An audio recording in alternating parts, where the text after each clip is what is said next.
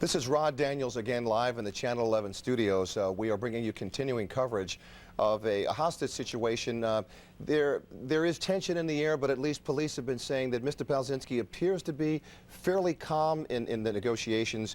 Right now, he is holed up at 77520 Lang Road, which is basically in the Berkshire neighborhood of Baltimore County. We know that he's heavily armed. We know that he has 3 people there, but he's been getting an awful lot of support from people who know him best. We want to go live now to reporter Jane Miller, who is standing by just across the street from the command center there. Jane, what do you have for us? Well, let's go over the location again, in case anyone's just tuning in at this hour of the night. This is Old North Point Road right next to me, and that's Merritt Boulevard down there. We're really in the Dundalk section of Baltimore County. This unfolded about 9:30 this evening when there were shots fired. And police tell us now that Joe Palczynski shot his way into that particular residence, in which 3 people are being held. They are the mother of Tracy Whitehead, Joe Palczynski's ex-girlfriend, either her husband or her boyfriend, and then Tracy Whitehead's 12-year-old brother. That is what a family member tells us. The police department has not yet confirmed that, but we do believe there are 3 hostages. I think that we ought to be very specific, Rod, about what is going on here tonight. This is an extraordinary situation, one in which the Baltimore area has not seen in a very, very long time. Most cities don't see this kind of situation where this is unfolding moment by moment by moment. And we have been asked by the Baltimore County Police Department as a television station to do certain things as part of this situation, and we may be asked to do other things as part of this situation. And I think we just need to clarify that with our viewers to know that this is a very extraordinary situation. Everybody wants to bring this to a very peaceful resolution. It remains a very delicate situation, a situation in which police negotiators, lawyer David Henninger, others we are sure that are involved in this situation, all of them working very hard to bring this to a very positive end. Jane, we thank you, and certainly anything that we can do to help facilitate the positive end to this situation, to have the hostages freed, anything that we can do, we would certainly be more than willing to do, because there's just so much at stake. We understand that this has gone on for some time. Mr. Palczynski, you know, may be tired. The hostage is certainly concerned about what's going to happen. And we would like to let them know in the Baltimore County Police that we will cooperate with them to whatever extent that we can. If there are messages that need to be relayed, we would certainly like to play whatever part we can, again, to bring the best possible picture. Just a little bit of creativity. And tonight's situation now moving into the 5th hour as we reach around 28 minutes before the hour of 2 o'clock in the morning. And let's go back to the studio. Denise, Sally, take it away. Richard, thanks. All right, now we're going to go in the air above Dundalk, where Sky Chopper 13 has been flying. We're waiting right now. We were given some notice that there may be another piece of videotape that we may be asked to air. We are prepared to do that, and are really just waiting for that to be told that that might be helpful. So again, it is an extraordinary situation. It's a dangerous situation, no question about it. A very delicate situation, but there are there's a large group of people here, most of them who you cannot see. We have Baltimore County Police commanders and other jurisdictions in a command post over here. We have people by telephone. We have a lawyer here who, as you saw, arrived here a short time ago, delivered that plea to Joe Palczynski. There are a whole lot of people here trying to bring this to an end. Jane, without any question, and I took some notes on the chronology of events. On or about 9:52, there was some communication between Mr. Palczynski and the negotiator. And Mr. Palczynski, this was still close to 10 o'clock, had given police some indication that he wanted to come out of the house. Initially, he said he wanted to come out with the hostages, and then perhaps changed his mind and said that he would come out without. But at least showing perhaps a willingness, a glimmer of hope here, if you will, that he could come out and that the hostages could be freed and things would end in a very peaceful fashion. So, I mean, I personally was hoping, if I can interject that, at that time, that perhaps that would happen and this thing would come to an end. But the fact that he talked about wanting to come out perhaps that's what eventually will happen. Well, and Rod, in any situation like this, the key is communication. The longer they can keep communicating and keep that line of communication open, that is the most critical goal of the negotiating team that is trying to deal with Joe Palczynski this morning.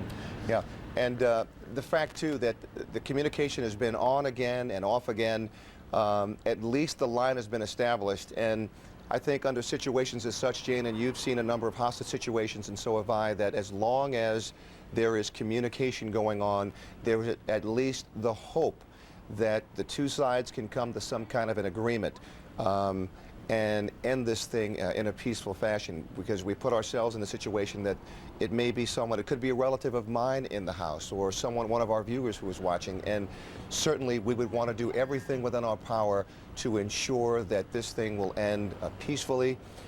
Jane, you had mentioned just a short time ago that there are some federal judges who are in the area and who are also making themselves available. Well, we know about that, Rod, is that they had called and offered assistance in trying to offer any assistance at all. Certainly, federal judges are certainly familiar with the law. Sure. And that is not necessarily unusual. I mean, we have to start by saying this is a very unusual situation, but I think that that kind of assistance and that offer of assistance and that interest among those kind of authorities who really have no direct connection to this situation is certainly an indication of the desire of a lot of people to get this resolved.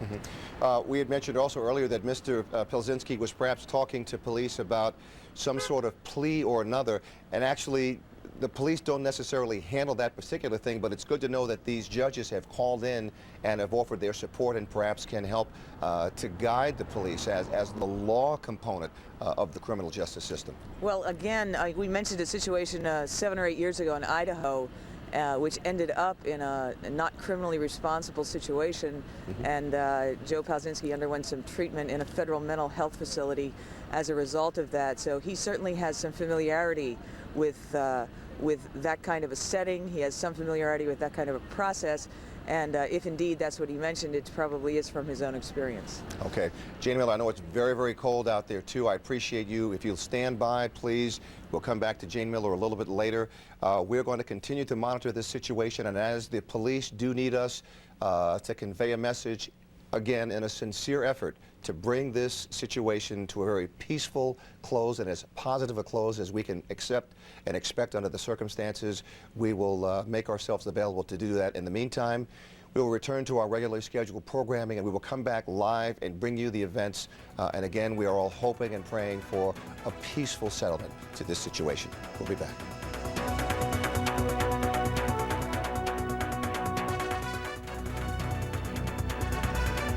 From 11 News, this has been a special report.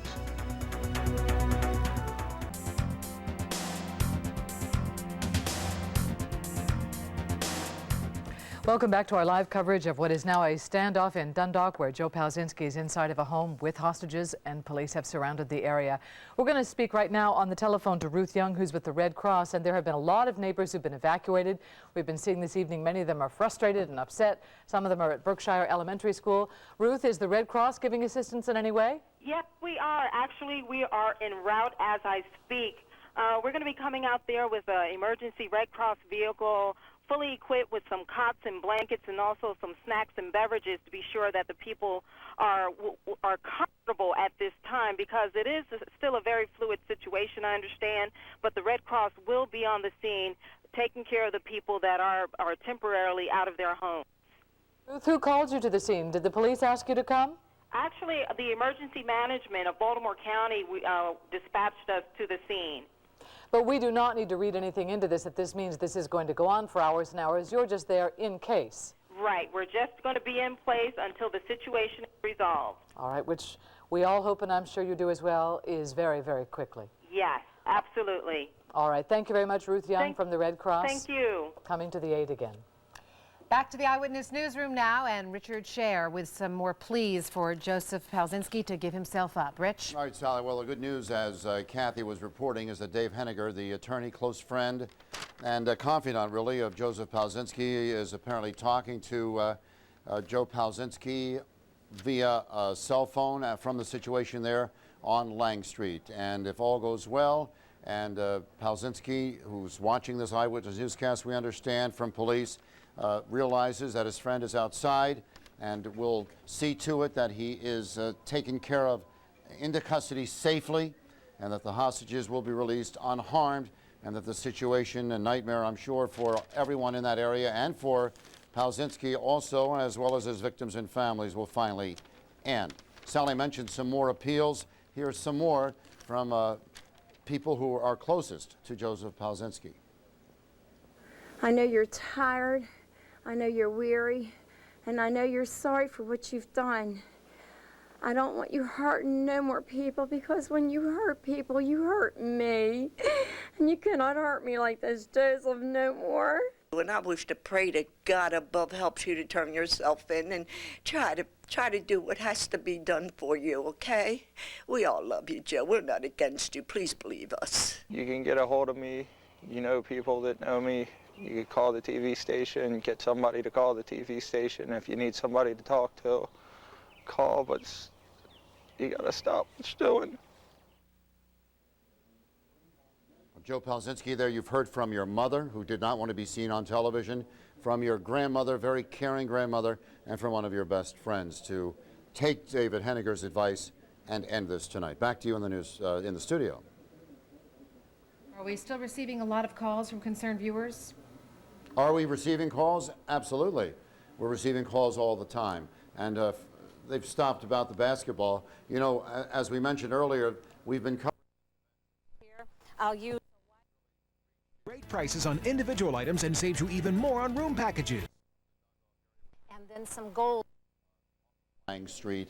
And there were an awful lot of people concerned about why we decided to show this and cover this very tense situation rather than the NCAA basketball games. And the situation, of course, is, as we mentioned earlier, basketball certainly takes a back seat to lives that are in very serious jeopardy, particularly in a hostage situation. Right. We know that 4 people have already been killed, and there's a very tense situation over there in the Dundalk area, and we just feel it's our responsibility to keep you up to date on what's happening until it ends, and hopefully that will be in just a short time. Hopefully. Back to you. All right, Rich, thanks. Right now, we're going to speak to relatives of one of the victims that police say Joseph Palczynski killed the first night that this whole 10-day ordeal began. This was back on March 7th. If you remember, if you've been following this story, the former girlfriend of Joseph Palczynski, Tracy Whitehead, was taking refuge with a couple. Excuse me. And Joseph Palczynski showed up at the scene, and 3 people were killed. And one of those people was David Myers, who was coming to the aid. And right now, his sister, Lynn Hart, is on the telephone with us, I believe. Lynn, are you there? Yes, I am.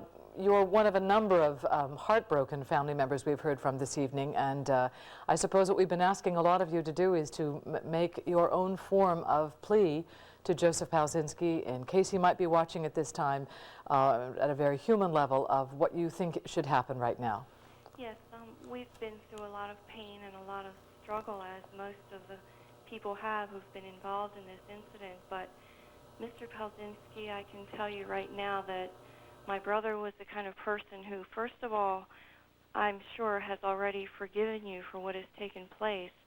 And secondly, I believe that on Tuesday night, March the 7th, when he came around the corner because he heard Tracy screaming, he did that because he didn't want Tracy to get hurt, and he came to her aid. And now Tracy is still here to be able to be there for you because of what he did. And I think that if my brother would have anything to say to you right now, it would be that maybe he wants us all to look at the pain and struggle that you've been through in your life and to understand it. And he might say to you tonight, why don't you be the hero now? Let these people go and walk out with your lawyer, someone you trust, someone who you know has been there for you most of your life. And I think that if you put everything else out of your mind and just realize that these people would like to go home now, you'll be the hero tonight, and you can get the help that you need. And everyone doesn't hate you. People care about people who have problems and who struggle, and our family is one of them. Thanks. Lynn, that was very, very beautifully put. Very beautifully put. And I certainly appreciate you sharing that with us. And your brother must have been one wonderful young man. We've heard from your parents earlier.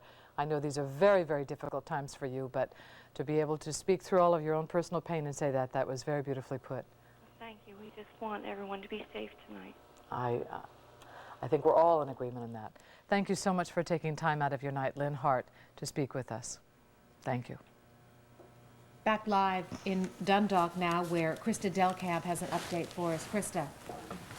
We heard a lot about safety, and a lot of the people who live in this particular area have felt that their safety has very much been at risk in these last couple of days, last few days, with Joseph Palczynski out there and being sought by police. Right now I'm on Elton Avenue, where you can see behind me the flares are up, and if we walk over here we see the patrol cars also blocking off this road, making sure that people who are actually trying to get into those homes that you see behind me that are very dark over there and close enough to Lang Street cannot go there. The people who are already in those homes must stay with those lights turned out, from what we understand. One of the folks who can't get to his home, who's living on Berkshire Avenue, is this man over here. His name is Randy. Give us an idea of, you're just hanging out here tonight. Are you going to be going someplace, trying to get shelter somewhere? I'm trying to get shelter somewhere. I was over at a friend's house and thought I'd try to come home. I'll probably just go over to my cousin's house. Ain't no way I can get home. Cops ain't letting nobody down these roads, so I don't know what I'm going to do. What time did you try getting home, and what specifically did they say to you? Well, I was trying to come home, I guess, about an hour ago, and I parked down here because of the flares in the road, and I walked up, and they just started yelling, "Where are you going?" And I got a friend that lives right here, so I just told them I was going there because obviously they weren't going to let me down to my house. So did they must have defined your house as being one of those higher risk areas that was close to Lang Street. How close to Lang Street is Berkshire? Can you kind of describe it for folks out there? Go in the back alley of Lang Street and there's Berkshire right there. Lang Street being, of course, where all of this is going on at this hour and has been going on for some time. You know, we had heard from one of our other reporters that Joseph Palczynski reportedly had been in a standoff in Idaho for the last several hours.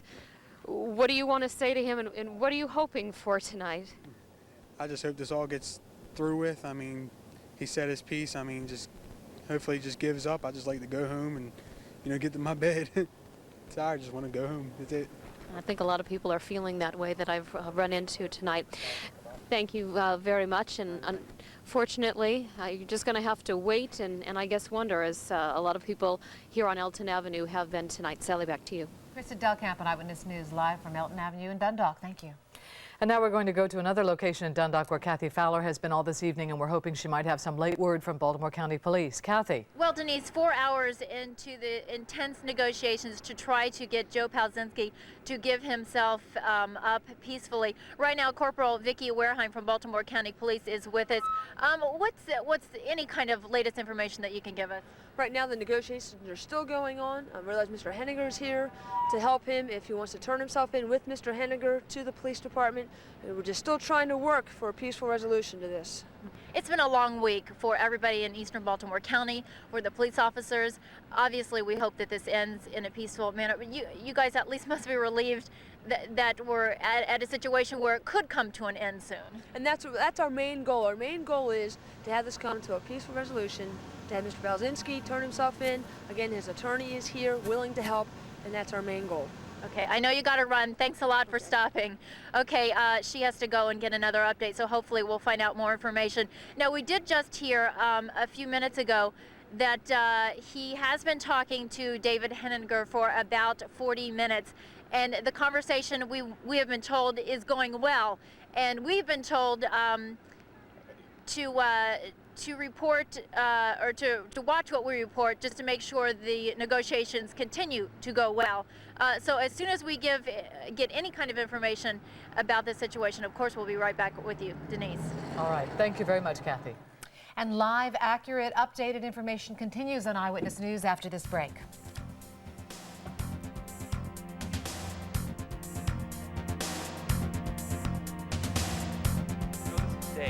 Joe, I'm here for you, Joe. Joe, I'm here to get you some help. I need you to come out, Joe.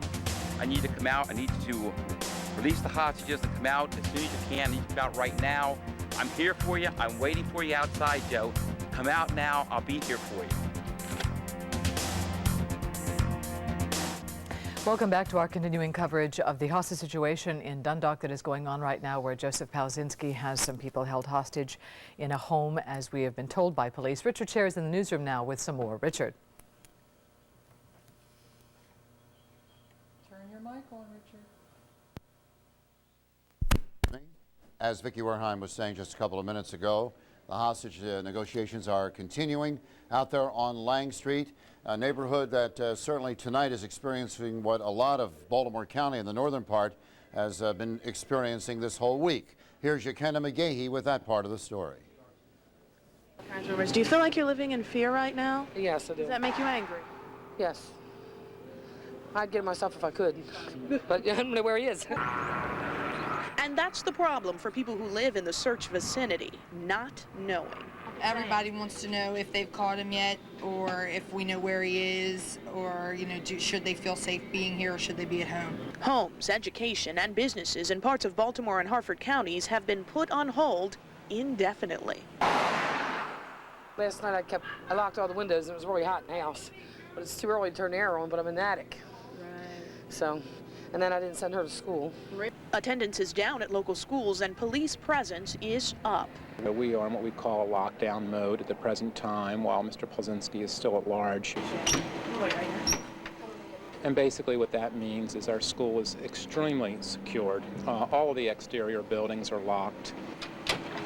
I have two children that attend this school, and my concern is them getting on the bus and off the bus, and we don't even go out unless it's absolutely necessary. Like, he has a doctor's appointment, and that's the only time I'll be out. We just stay in the house until he's caught. No playing outside?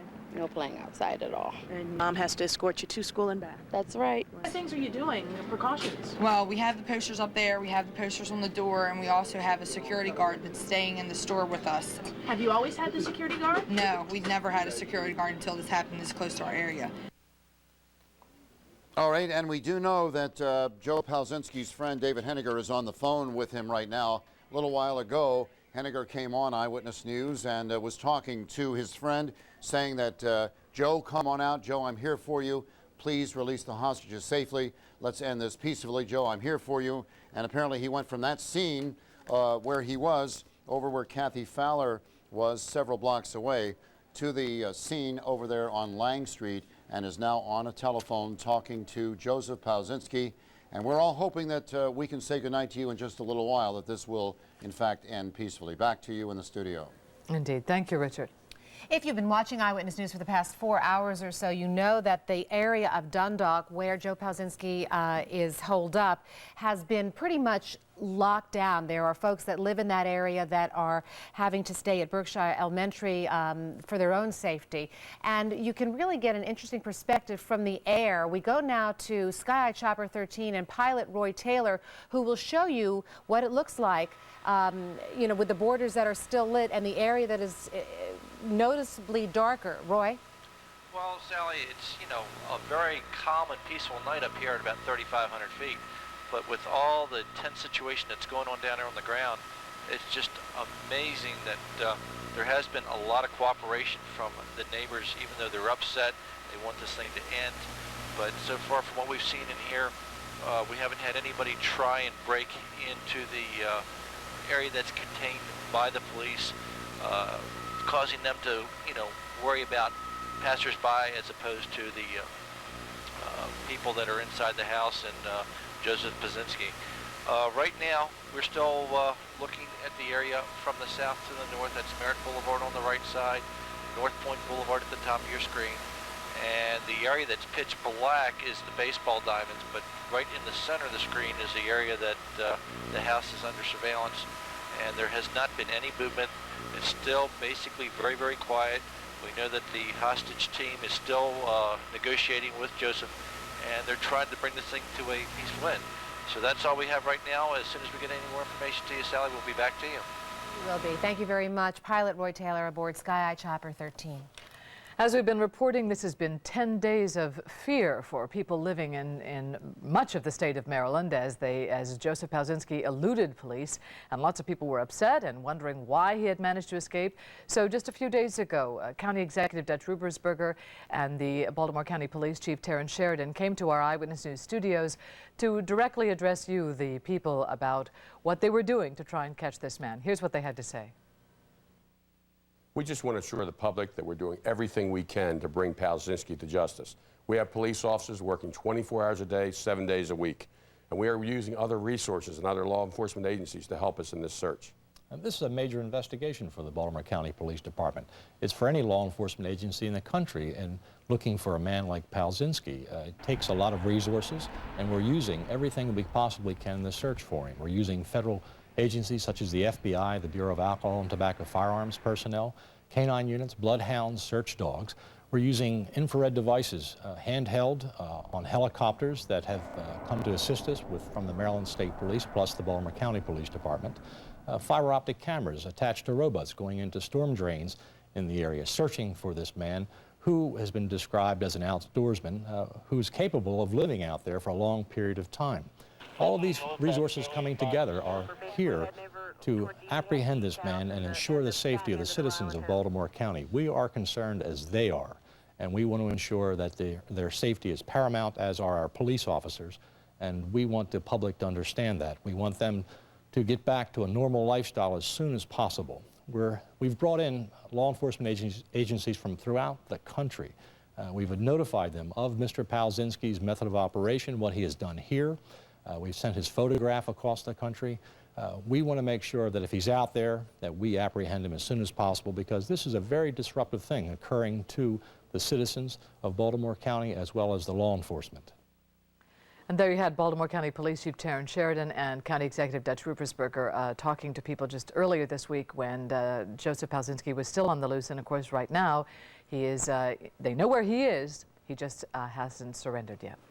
We are going back to that neighborhood in Dundalk where Joseph Palczynski is holed up. Krista Delkamp has been bringing us reports from a variety of locations around there. And I understand, Krista, that police are asking you to move right now. Why is that? That they're not actually telling us at this point, officers here on the scene, but one can only assume, since the folks who actually live on this street, Elton Street, that I am on right now, are being kept from their homes if they hadn't returned, say, by that 9:30 hour. They are being detoured down to Berkshire Elementary School, as we had been reporting earlier, and the folks who are here are being asked to stay put. So one can only assume that this is just a furtherance of this kind of caution that they've been exercising all night long. But yes, Sally, you're absolutely right. They just came up to us about 10 minutes ago and asked us to please pack up and leave. And probably, as you can see behind me, the crowd that was here earlier today wanting to talk, wanting to find out what exactly was going on, has pretty much dissipated. Folks are very much back in their homes as the hours wane at this point. Again, just to remind you, the areas that we're talking about where streets are shut down are Berkshire, Elton, and Poplar. Also Dalton as well. It's kind of like a quarter-mile radius here in this particular area. So the next time we will be talking to you, Sally, will be from another location, perhaps closer to where Kathy Fowler is right now. Well, we have to know that Baltimore County Police have your safety in mind as well. Yeah. So I'm sure it's inconvenient, but we want you at all costs to stay safe. So Krista, let us know when you're set up at your next location, and we'll get back to you. Thank you. But for now, let's go to the other live location we have in Dundalk, as near to the scene as reporters are being allowed to get, and that's where Kathy Fowler is. Kathy. Well, Denise, last we heard hostage negotiators are still talking to Joe Palczynski, and we also heard that former attorney David Henninger did speak to Palczynski for about 40 minutes. Now, this is the friend and the former attorney that Baltimore County police officers have been desperately trying to get to talk to Palczynski, because Palczynski trusts him, and they feel that he could talk Palczynski into turning himself in. Now, Palczynski has also, we've been hearing unconfirmed reports that Palczynski has been asking to talk to his ex-girlfriend, Tracy Whitehead, all night long. Now, police are not telling us if that's a feasible possibility or not, but that's something that we've heard that he would like to do. So we're not sure if that's going to happen or not. Right now, the neighborhood is still held at bay. People are still not allowed to go into their homes. They're staying at the elementary school nearby, Berkshire Elementary. Also, in these type of situations, when hostage negotiators talk to, someone who's holding hostages, some of the conversations that you might hear is if you indeed decide to turn yourself in, they talk about how to do that, how to surrender in a peaceful manner. Hold your hands up, walk outside, don't make any quick movements. That type of conversations are typical in these situations. So then, in these situations, police officers are very tense. The person in that situation is very tense, so they try to make sure that everybody knows what's going to happen before it happens, so everybody knows what to do. So hopefully this 4-hour hostage negotiation will end in a peaceful manner, and this 10-day manhunt will end in a peaceful manner. And of course, we'll be standing out here live and letting you know as soon as anything happens. All right, thank you, Kathy. And as you rightly warned us earlier, we have to be careful of making any assumptions as to what's going on. We just hope that whatever conversation may be going on, it's one that will lead to some sort of closure. Thank you, Kathy. Earlier, you may have heard Kathy mention a letter that was read publicly earlier this week. It was a letter written by Tracy Whitehead, the estranged girlfriend of Joe Palczynski, and it was written in her handwriting, and it was read publicly by this lawyer who is such a good friend of Joe Palczynski's, David Henniger, and we recorded that, and we'd like to play it right now for you. The other night in the woods, you told me how much you loved me and wanted to marry me. You told me you never loved anyone else like you love me. If you love me, show it by turning yourself in. We can work this out for you. So, Joby, call me at the office, call me at home, but you've got to call me right away.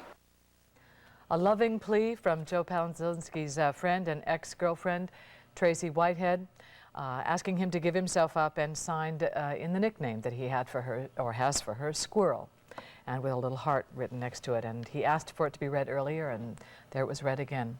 Another plea. Well, Eyewitness News is going to take a break now, and we promise that our coverage will continue as soon as the situation warrants it. Live, accurate, updated information through the evening. We're going to take a break right now. We're going to go away for a while, but we will be back to you when this situation resolves itself, or if there are any new developments that you need to know about. So stay tuned to Eyewitness News.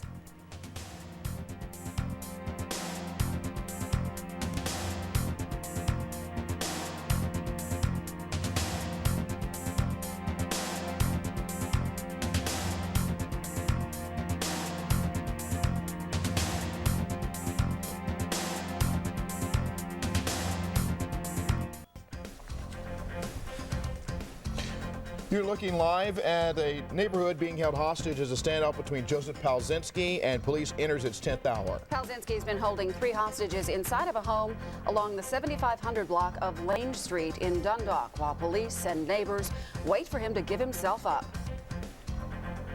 I need you to come out, Joe. Palczynski's lawyer and good friend David Henniger pleads for him to surrender in an effort to end this 10-day ordeal. An ordeal that began last Tuesday when police say Joseph Palczynski went on a murder spree, killing 4 people. Good morning, everyone. I'm Vic Carter.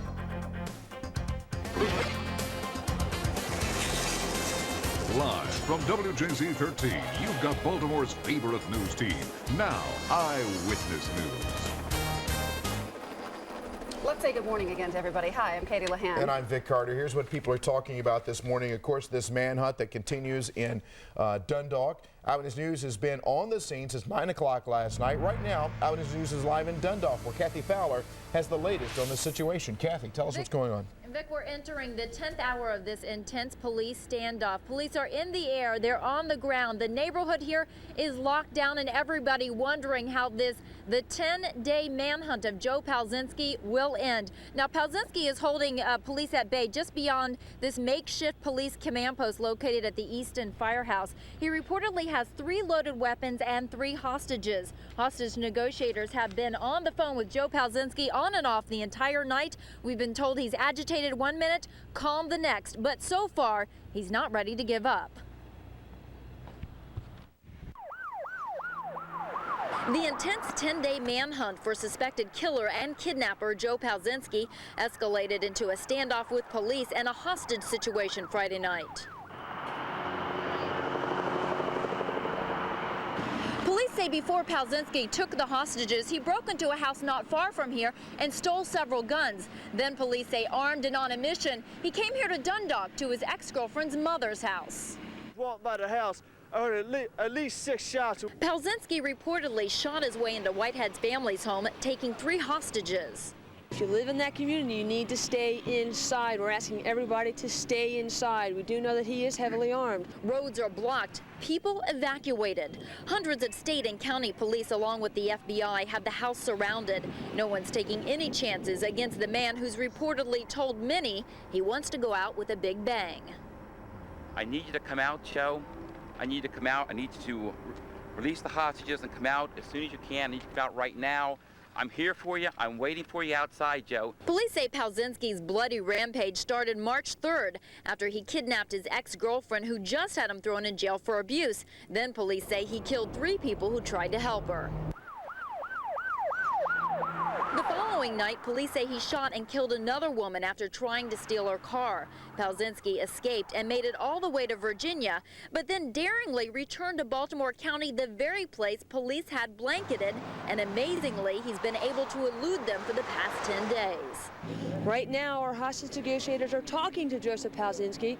We're trying to get this to come to a peaceful resolution. The ex-girlfriend's family can't understand how police let Palczynski get by them again and get to her family. Yesterday, when we were trying to get police protection down here, I saw a total of 1 police car caught the street the whole time when they know that he's probably coming for her family, you know what I mean?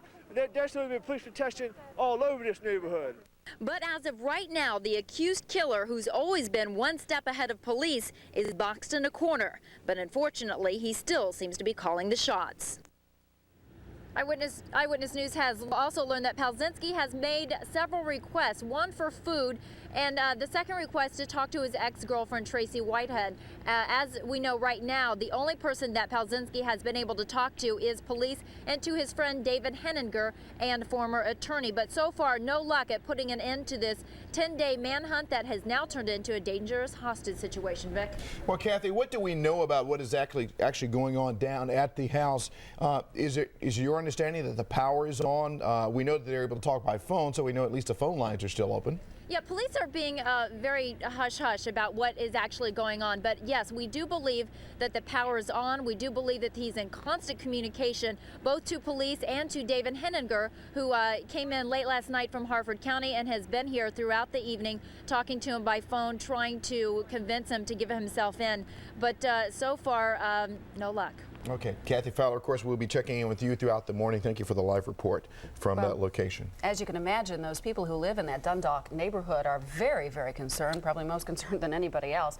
They've actually been evacuated to what police are calling a safe haven. It's Berkshire Middle School, and our Yakenda McGahee is there live right now to bring us that part of the story. Actually, I think it's an elementary school, right, Yakenda? Actually, we are live about 2.5 blocks down from where the standoff is taking place. It's been about 10 hours, as you know, since the standoff began, Katie. Last night, officers were asking people in the neighborhood to stay in their homes, keep their lights down low, and don't come out for any reasons. People who lived in the area who weren't home were being asked to stay at Berkshire Elementary, as you said, which is several blocks from here. It is basically the same situation today. The standoff, as I said, is happening about 2.5 blocks down there over my shoulder. And if you see those cones, the orange cones right down there in that area at the corner of Dalton and Elton Avenue, everyone beyond those cones are being told this morning, all day today, as long as the standoff takes place, to stay in their homes. Do not come out unless it is a medical emergency. My colleague Krista Delkamp has been covering this scene all night last night and early this morning. She filed this report. They said it could be 10 minutes, it could be all night. They just don't know. An all-night saga, and for neighbors here, an all-consuming desire for an end, for peace. I just hope this all gets through with. I mean, he said his piece. I mean, just hopefully he just gives up. I just like to go home. But home is the last place some neighbors were. We were out celebrating the holiday, and people had come into the lounge where we were and told us that people who lived in Berkshire, we couldn't go home. Trying to come home, I guess, about an hour ago. And I parked down here because of the flares in the road, and I walked up, and they just started yelling, "Where are you going?" On some streets like Elton and Berkshire, police blocks kept neighbors from getting home. For those already home when the standoff began, darkness. 90% of the residents are in, but the ones that are right close to the main house that he's in. They've stayed inside and cut all lights off.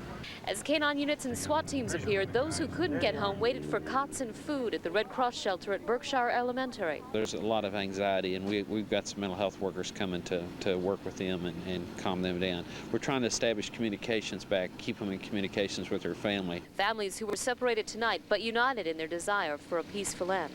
Let everybody go on with their life. Just give up. Surrender to the police. It's over. It's time to bring it to an end. Krista Delkamp, WJZ Eyewitness News. And again, that was my colleague Krista Delkamp, who was covering this scene all last night. Right now, this morning, I am standing here with Billy Polin. He says that he is Tracy Whitehead's uncle. And Billy, first of all, tell me, you don't even live in this area. Why did you come down here originally? Concerned for Joby, my niece, and my family and friends, as well as police and everybody, the news media. Who's in the house right now? Lynn, Andy, and Bradley, from what I understand. And Lynn is Tracy's mother. Bradley is her son. That's and correct. Andy is her husband or boyfriend. Is that correct? That's correct. Tell me, you had a message for Joe and the family. Yes, You want to go I ahead did. and pass that along quickly? Yes, I'd like to say, Joby, from my point of view, the Lord can help you through anything and everything, and he will forgive you for anything and everything. If you just ask faithfully and humbly, beg him, and serve the Lord, and work towards Jesus and the work of the Lord, God will forgive you for anything. So please try to wipe out the memories of anything that you've caused during this downfall that you've suffered.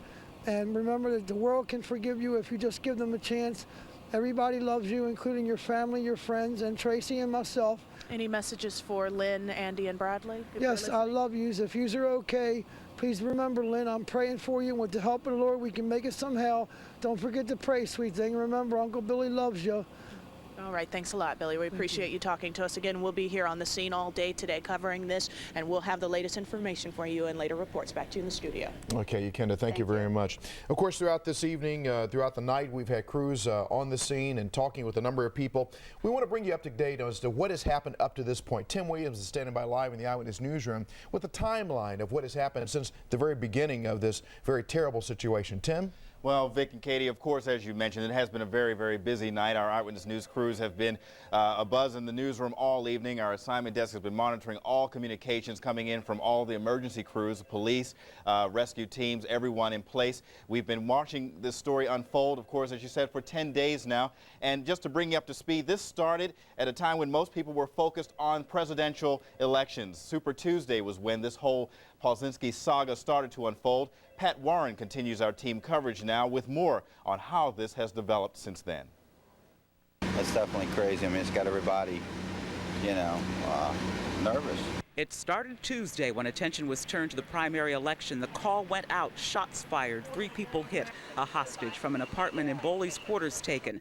The hostage, Palczynski's former girlfriend. The victims are the people who took her in and a neighbor who came to her rescue when she was screaming for help.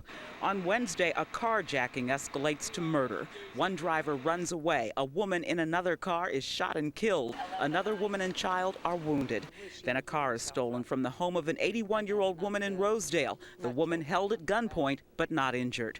That same day, the hostage girlfriend gets away from her captor. Her captor gets away from police. Friday, a break-in in a home in Virginia. A truck, a gun, and supplies are stolen. The truck breaks down, and a Virginia man is forced at gunpoint to drive a man identified as Joseph Palczynski back to Baltimore County. On Saturday, Palczynski's mother begs him to surrender. Police chase leads and sightings, and they're still chasing leads and sightings tonight. Thank you, Pat Warren. Of course, we're back here live in the Eyewitness Newsroom. Of course, that brings us now to today. As we said, day 10 now unfolding in the area in Essex, in Dundalk, Lang Avenue. Of course, we will continue to keep monitoring developments here from the newsroom. And we want to say early on, too, Vic, that the First Warning Weather Center is certainly in full swing as well. We will be bringing our viewers, we'll be bringing all of you in our viewing area updates from First Warning later in our broadcast. Vic, Katie? Okay, and of course, the weather, as chilly as it is, could be a factor in all this, too, especially in the event they decide to cut the power to the house or cut the heat off there to try to force some resolution. This is true. Well, you know, the entire time people have been pleading with Joseph Palczynski to give himself up. His brother-in-law has told Eyewitness News that he's not going to give himself up until he's good and ready, but that hasn't stopped relatives from at least asking him to turn himself in. Let's listen. I know you're tired. I know you're weary, and I know you're sorry for what you've done. I don't want you hurting no more people, because when you hurt people, you hurt me. And you cannot hurt me like this, Joseph, no more. And I wish to pray that God above helps you to turn yourself in and try to do what has to be done for you, okay? We all love you, Joe. We're not against you. Please believe us. You can get a hold of me. You know people that know me. You can call the TV station, get somebody to call the TV station. If you need somebody to talk to, call, but you gotta stop what you're doing.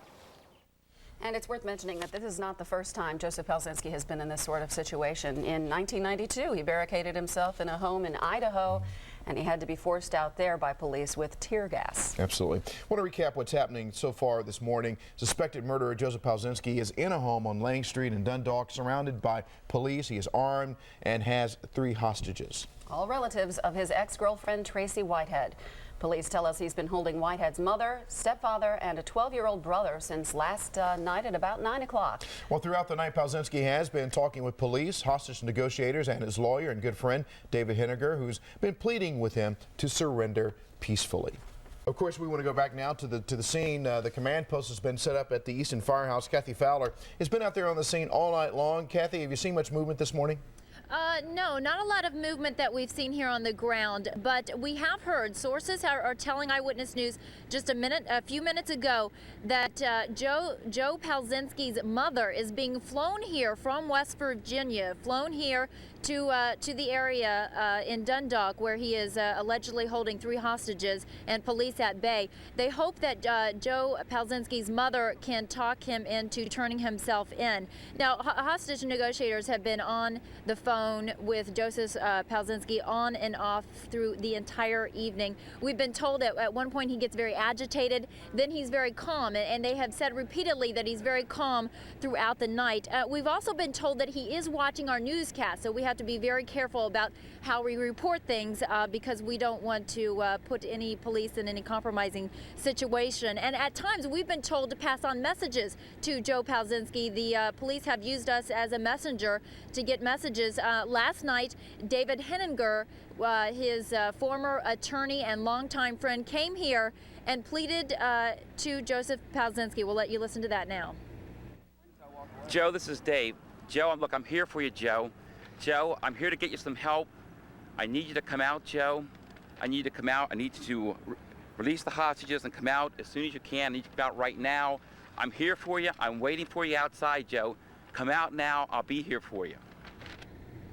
And we were also asked last night by police to replay the tape that when David Henniger read a letter from his ex-girlfriend Tracy Whitehead, a letter asking him to turn himself in. So we replayed that letter last night. We may be asked to do that again today. That's just another way to get messages to try to talk this man into turning himself in. Just to repeat, we have just learned that, and this has not been confirmed by police, but sources are telling us that Joe Palczynski's mother is being flown here from West Virginia. We also know that Joe Palczynski has asked to talk to his ex-girlfriend Tracy Whitehead. We have no information if that's something that will be happening or not. We also know that he's asked for food, and apparently sources tell us that he has been denied food. As soon as we get any type of information, Vic, we'll have it to you. Okay, thank you very much. Live from the scene, Kathy Fowler. Of course, as Kathy was just telling us that earlier in the week, the lawyer David Henniger had read an open letter from Tracy Whitehead to Joseph Palczynski. We have that tape for you now. We'd like you to hear. You told me how much you loved me and wanted to marry me. You told me you never loved anyone else like you love me. If you love me, show it by turning yourself in. We can work this out for you. So, Joby, call me at the office, call me at home, but you got to call me right away. That, of course, was the lawyer David Henniger reading the letter that written by Tracy Whitehead, an open personal letter to him asking him to surrender. Well, earlier in the week, Suzanne Collins did a story about what exactly type of person does this kind of act, killing spree, according to police. Let's listen to that package now.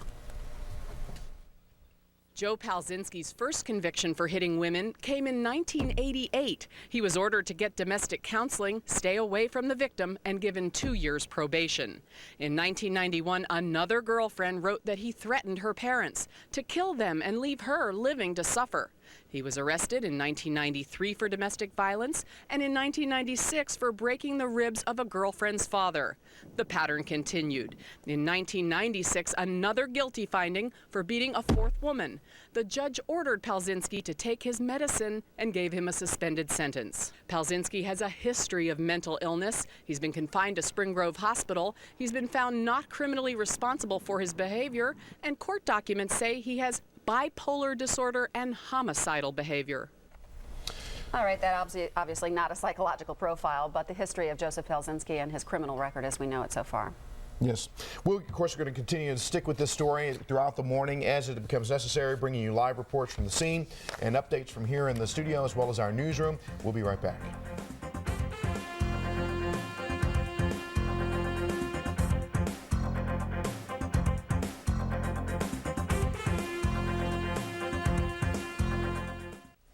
This is a special edition of Eyewitness News Saturday morning. We, of course, are continuing to follow the situation with Joseph Palczynski, who is down in Dundalk right now. He is armed. They have him cornered in an apartment building, and he has at least 3 hostages, relatives, we understand, of Tracy Whitehead. We want to take you back down now to the scene. Yes, let's go to Yakenda McGahee, who's in the area. Yakenda, what can you tell us? Hi, you guys. I'm about 2.5 blocks from where the scene is happening, and we have a couple families. I've only seen like 2 people walk by here all day. Here's a family. How you doing, sir? You live over in this area? Yes, I do. Can you tell me how close you live to the scene? 3rd house from the corner. Really? Yeah. Tell me how you feel about what's going on here. My kids are scared to death. I just got to get to work. This is Brandon. Say hi, Brandon. Hey. That's Cameron. Hi, Brandon and Cameron. How you doing? They're scared, you said? Very scared. Yeah, so the police did let you out of your house today? Yeah, oh yeah. So you don't live beyond the cones then, I assume? No, I live right there, right there, 3rd from the corner. Is this frustrating for people who live in this area at this point? Yes, very much so.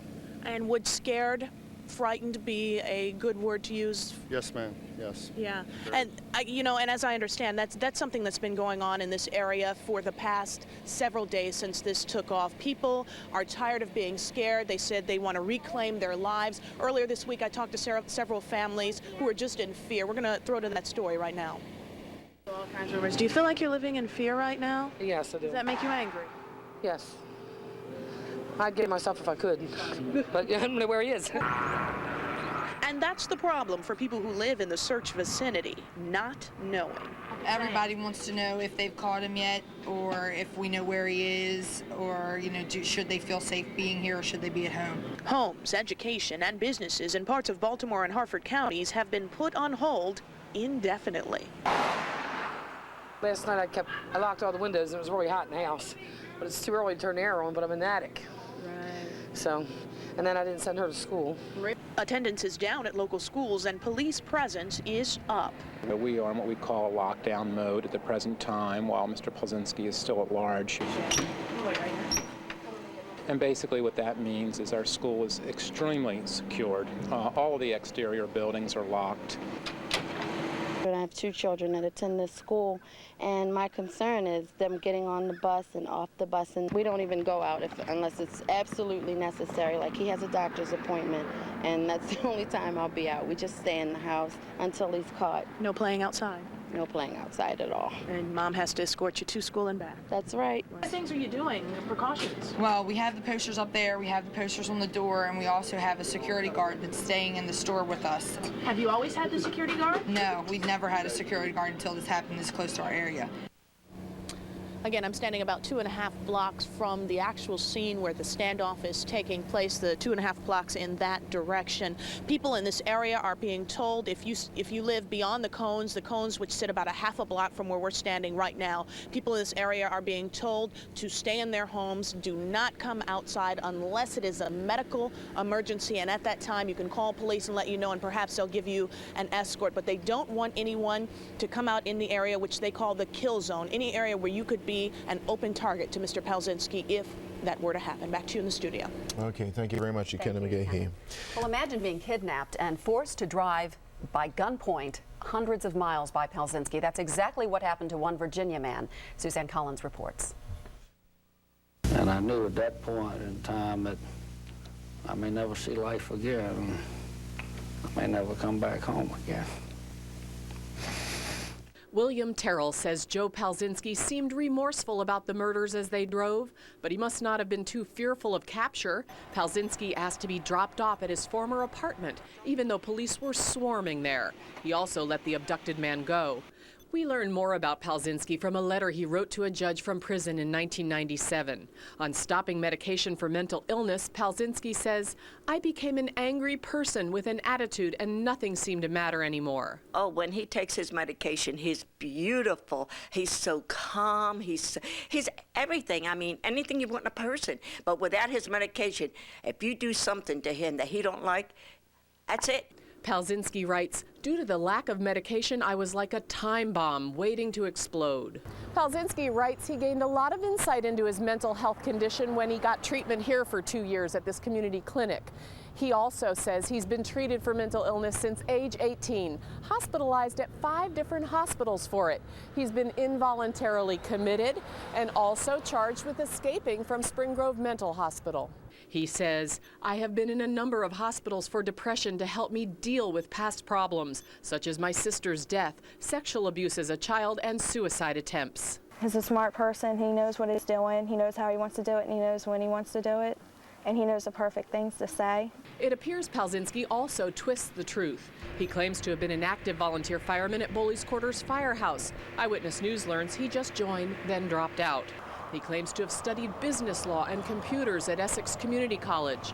Eyewitness News learns he only took 2 lifeguard classes.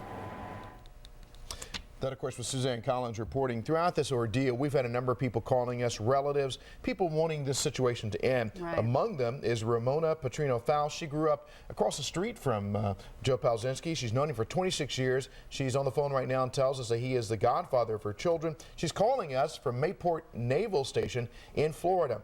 Ms. Faust, are you there? Yes, sir. Okay, what can you tell us about Joseph Palczynski? Well, I can tell you that he is a very good man, and he's just been put in an odd situation that he didn't know how to handle. What would you like to say to him this morning? Well, Joe, if you're listening, hon, I'm here for you. You know that we've been through a lot of things, and this is a no-win situation, hon. You know, we've talked about this before. You know, I think I know what you're going to do. I don't want you to do that. Please cooperate with them. I know Dave is there. You know, you can trust Dave. You know, hon, please, this is a no-win situation. How is this affecting your children? Well, it's very upsetting. We've been trying to get away to come home so we could be close in Maryland during this situation. We haven't been able to get home yet. We're hoping to be there within the next day or so. But they're very upset, very upset. Ms. Petrino-Faust, you said you talked with him about this before. What specifically do you mean? Well, if it ever got to the point where he was going to be in another standoff with police, he said that he would never want to go back to jail. He would kill himself first, or he would make the police shoot him. But as you've said, you said he's been put in an odd situation that he can't handle. He's obviously had a lot of mental problems in the past. Mm-hmm. Perhaps, is it true that he would just get some help? I'm hoping so. I'm really hoping so. When was the last time you talked with him? It's been a few weeks. A few weeks, obviously well before this situation happened. Did you have any inkling in talking with him that this type of situation might happen again? I don't think that this exact situation, I know him and Tracy were having problems, and I know that Tracy isn't, this is going to sound horrible, but she isn't exactly the angel that she's making herself to be. What do you mean? There was mutual problems. There was mutual fights. I have been on the phone and heard them. Mm-hmm. Ramona Petrino-Faust, you're calling us from Mayport Naval Station. You said you're trying to get back to this area right now. Is that what you said? Yes. Any idea when or if you might be coming? Like I said, I'm hoping within the next day or so. Right now, it's just a money issue. I was having problems with the car, and I just got everything all fixed. Okay. Once again, what would you like to say to Joseph Palczynski this morning? Joe, you have Dave there. I'm going to be up there as soon as possible. You know you can't win with this situation. We love you. Your family loves you. You mean a lot to a lot of people. Just please stop. Just stop. Thank you very much, Ramona. We appreciate you calling us. We'd like to probably get back in touch with you again. Thank you. Again, calling us from Mayport Naval Station. Ms. Faust is the former neighbor of Joseph Palczynski, lived across the street from him for 26 years, and she tells us that he is the godfather to her children. Let's take a look at the absolute latest now. What's happening in this situation? Suspected murderer Joseph Palczynski is now in a home on Lang Street in Dundalk, surrounded by police. He is armed. He has 3 hostages, all relatives of his ex-girlfriend, Tracy Whitehead. Police have been telling us he's been holding Whitehead's mother, stepfather, and 12-year-old brother since 9 o'clock last night. Throughout the night, Palczynski has been talking with police. He's been talking with hostage negotiators and his lawyer and good friend, David Henniger, who's been pleading with him to surrender peacefully. And you are watching a special edition of Eyewitness News Saturday morning. We'll be back in just a moment.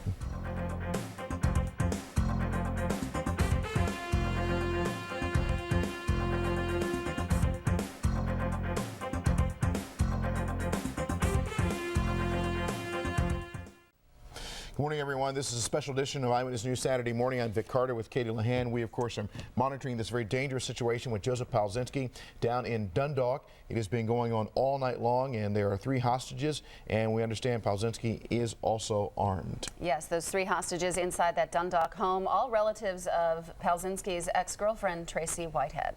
We want to update the situation now in terms of this search. It is a search that has gone on for more than 10 days now. Let's go now live to the Eyewitness Newsroom and Tim Williams. Tim. Well, Vic, we want to add some credibility to the call you just got. Ramona Catrino Faust, of course, calling from Mayport, Florida Naval Base. I want to add just an insight there. It's an area I spent some time in. Mayport is just about a 12-hour drive straight down 95 South. It's just over the Georgia border into Florida, North Florida, right in the Jacksonville area. That area, of course, is an area we're told that Joseph Palczynski escaped to once before after eluding police from Maryland to Florida, ending up eventually in Idaho. We're told, and our sources tell us now with information we have in the Eyewitness Newsroom, that Palczynski faced police in a similar situation there before. Now, in that situation in 1992, he kept police in Idaho at bay for 16 hours before following, that was after following a domestic violence complaint by a girlfriend. He was finally forced out with tear gas. So it does add some credibility to where he has gone from here to Florida to Idaho, and exactly how that situation ended. Now, in this situation, as in the one in Idaho, police and rescue crews and SWAT teams relied on the talents and the instincts of a very special breed of detective. Mike Shue now introduces us to the search dogs.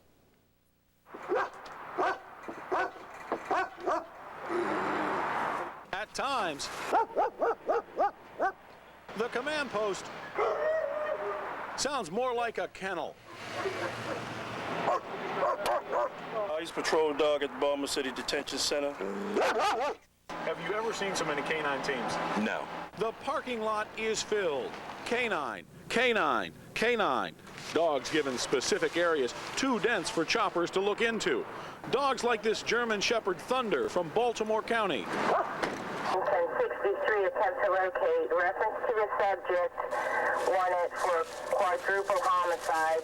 This is Angel. She's one of the many dogs out on the search. She's a 7.5-year-old bloodhound. Let's see what she can do. State Police dog trainer W.D. Baker hides. Angel gets on her harness, which signals her that it's time to work. We're command to track. Track! Climb up.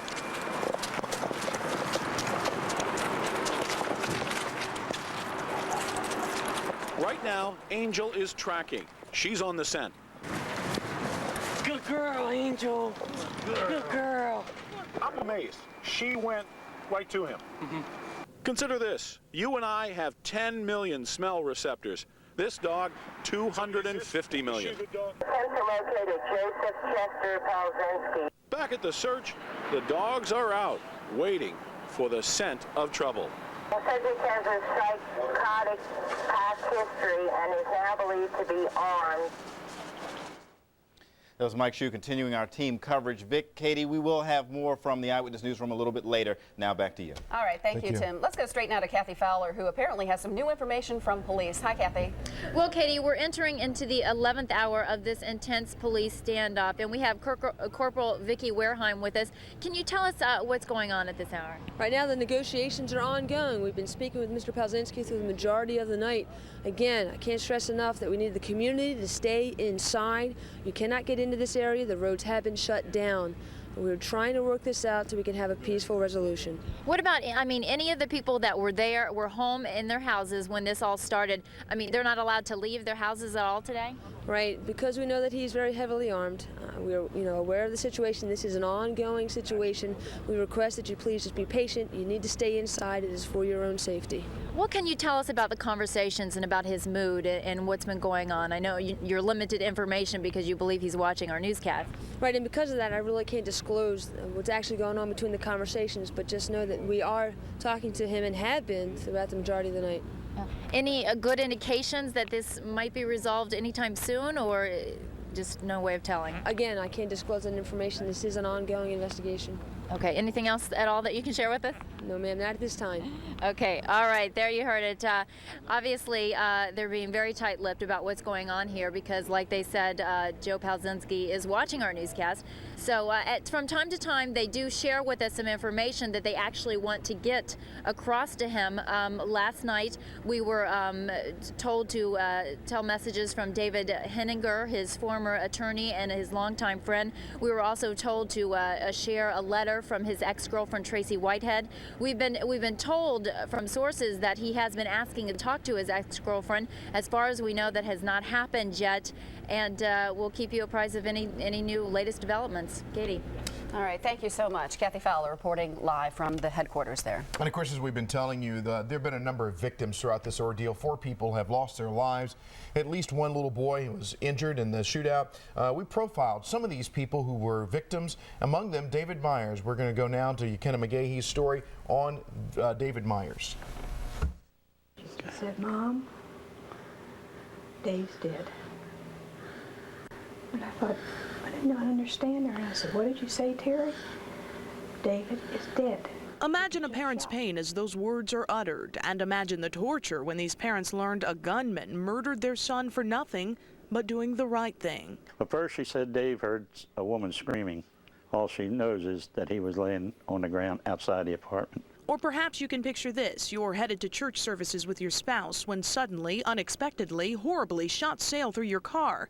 Your spouse is dead. And worse yet, you learn your unborn baby is too. So she was gonna surprise us with the fact that she was pregnant. It is all unimaginable, isn't it? But it is the reality of these two families. Police believe the unsuspecting motorist, Jennifer McDonald, and the unassuming Good Samaritan, David Myers, are 2 of Joe Palczynski's 4 victims. Myers was murdered Wednesday when police say he tried to stop Palczynski from kidnapping the suspect's ex-girlfriend. McDonald was killed when her family says she wouldn't stop her car for the gunman. It is safe to say they'll both be missed, admired, and remembered by both those who knew them and those who did not. His dying words in that lady's arms were, "Tell Mom and Dad I love them." So, and every time he ever left here, that's the words he would say. I love you guys. And then gone. Now he is gone. So we'll miss him much. A lot of people affected by this killing spree lasting 10 days. Fear and sadness continues right now this morning. We, of course, will continue our coverage. We'll be right back.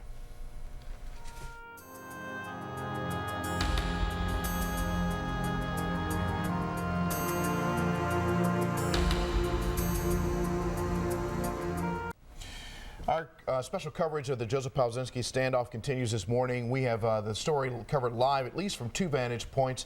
One of those vantage points is in the neighborhood. Kenna McGahee is there now live to bring us up to date as to what's happening where she is. Kenna. Good morning, Vic. I'm standing about 2.5 blocks from where the standoff is taking place. People in this area, again, listen closely, are being asked to stay in your homes if you live within the 2-block radius of where this incident is going on. They're telling people to stay in their homes and do not come out unless it is a medical emergency. You can call the police officers if it is a medical emergency and they'll let you out, but they say the area within the 2-block radius is called the kill zone. That is an area where, if necessary and if he wanted to, you would be in firing range. So they're asking people to stay in their home. And people who are not in the area but live in the area and want to come home are not going to be allowed back in their homes. You're asked to go to Berkshire Elementary right now, and as a matter of fact, they're feeding people breakfast there. I just spoke to the Red Cross officials who have the shelter, and they say there are 6 people in the shelter right now, and they're in a position to feed them breakfast and lunch later today. They tell me the behavior, the mood of the people in that area or at the shelter, they say they're tired, they're stressed, and a bit frustrated at this point. They're just tired and they want this all to be over. They want to get home and get rested as fast as possible. The Red Cross says they will be open as long as the situation is going on today, and they say so far a total of 25 families are registered with them. But again, if you need shelter and if you need some place to go to and you're not allowed back in your home, you're asked to go to Berkshire Elementary. Back to you in the studio. All right, thank you, Yakenda. Well, since this began on March 7th, people, friends, family have been pleading with Joseph Palczynski to turn himself in. Ron Matz reports. You can get a hold of me. You know people that know me. You can call the TV station, get somebody to call the TV station. If you need somebody to talk to, call, but you gotta stop what you're doing. George Coleman speaks from his heart to his good friend. He's asking Joseph Palczynski to end his bloody rampage and turn himself in before anyone else is hurt. Joe, I know you're watching. Get a hold of me. We can meet, we can talk, we can end this. Your mom's going crazy, I'm going crazy. You don't need to do this. The massive police manhunt continues in the same neighborhoods where these 2 men were friends since they were 14 years old. It's an ordeal for George, who's being comforted by his wife.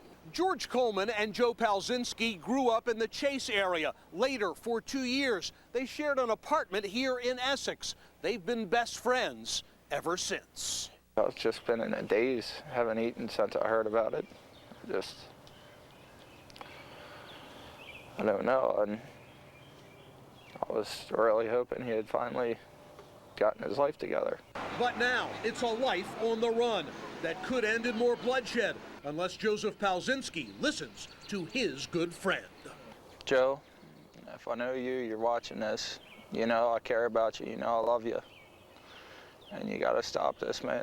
Ron Matz, WJZ, Eyewitness News. Thank you, Ron. And of course, we're going to go now. We have a live phone interview with Ron Messman, one of his friends, another friend who wants this ordeal to be over. Ron Messman has known Joseph Palczynski for 15 years. Mr. Messman, thank you for calling us this morning. Good morning. Hello. What can you tell us about Joseph Palczynski? Joe's, he's always been a good friend to me. This whole ordeal has really blown my mind. You know, Joe, I know you're listening to this, you're watching this TV cast. I wish you'd put this all to an end, put everything behind you. You need to get a fresh start. You need to put the guns down, let the people go, come outside, and try to get your life together, buddy. You know, you've always been there for me. I'm trying to be here for you. A lot of people love you. I love you, your family, your friends. Nobody wants to see you get hurt or anybody else get hurt. How long have you've known him for 15 years? In what way? Where did you meet? Well, actually, I lived down in the neighborhood, down where his mom by Freedom Court, and we grew up together, we went to school together, we've been friends. We kept in touch even when he was incarcerated. Wrote letters to each other. I visited him in jail. What's been going through your mind since this ordeal began? Myself, I feel a sense, like scared for Joe's sake. You know, I hate to see anything happen to him. You know, I love him like a brother, and you know, I really hope he gets through all this. I'm really surprised that everything has went this far. You know, with the situation with the girlfriends and stuff, and that's a repeat pattern. You know, I feel that all this is what really fathered in Joe himself actually thought it would. Ron, he said repeatedly that he doesn't want to go to jail. What can you say to him and that he won't give himself in? What can you say to him to encourage him to not take the road that he's always said he would? Joe, if you can hear me, I know you always said you'd never go back. no matter what. But you got to do the right thing, bud. Enough people's been hurt. Nobody wants to see you get hurt. Put down your guns, put down your weapons, let the people go. You know, I've been here for you. You're in prison before. I wrote you. I come to visit you. You know, I'm telling you, if you turn yourself in, you go to prison, I'll come visit you. I'll write you. You know, you won't be alone on this.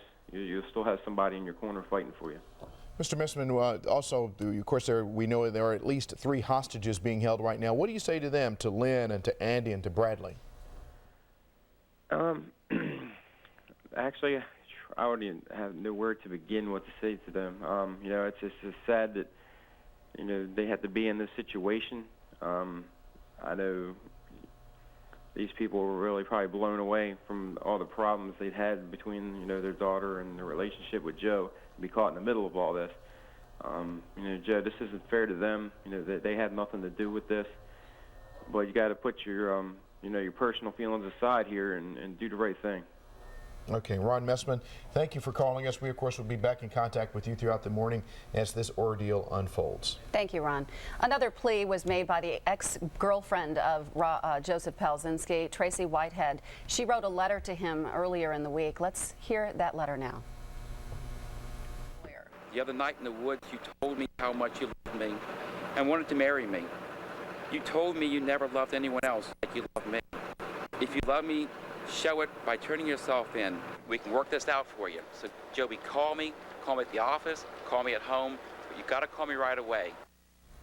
That, of course, is David Henniger, the lawyer that is right now on the scene. We understand he's also on the phone working with police, helping with the negotiations with Joseph Palczynski. And he was reading the letter written by ex-girlfriend Tracy Whitehead. We're going to have continuing comprehensive coverage of this event this morning. Joseph Palczynski, on the run since March 7th, now barricaded himself with 3 hostages inside a home in Dundalk. We'll be right back.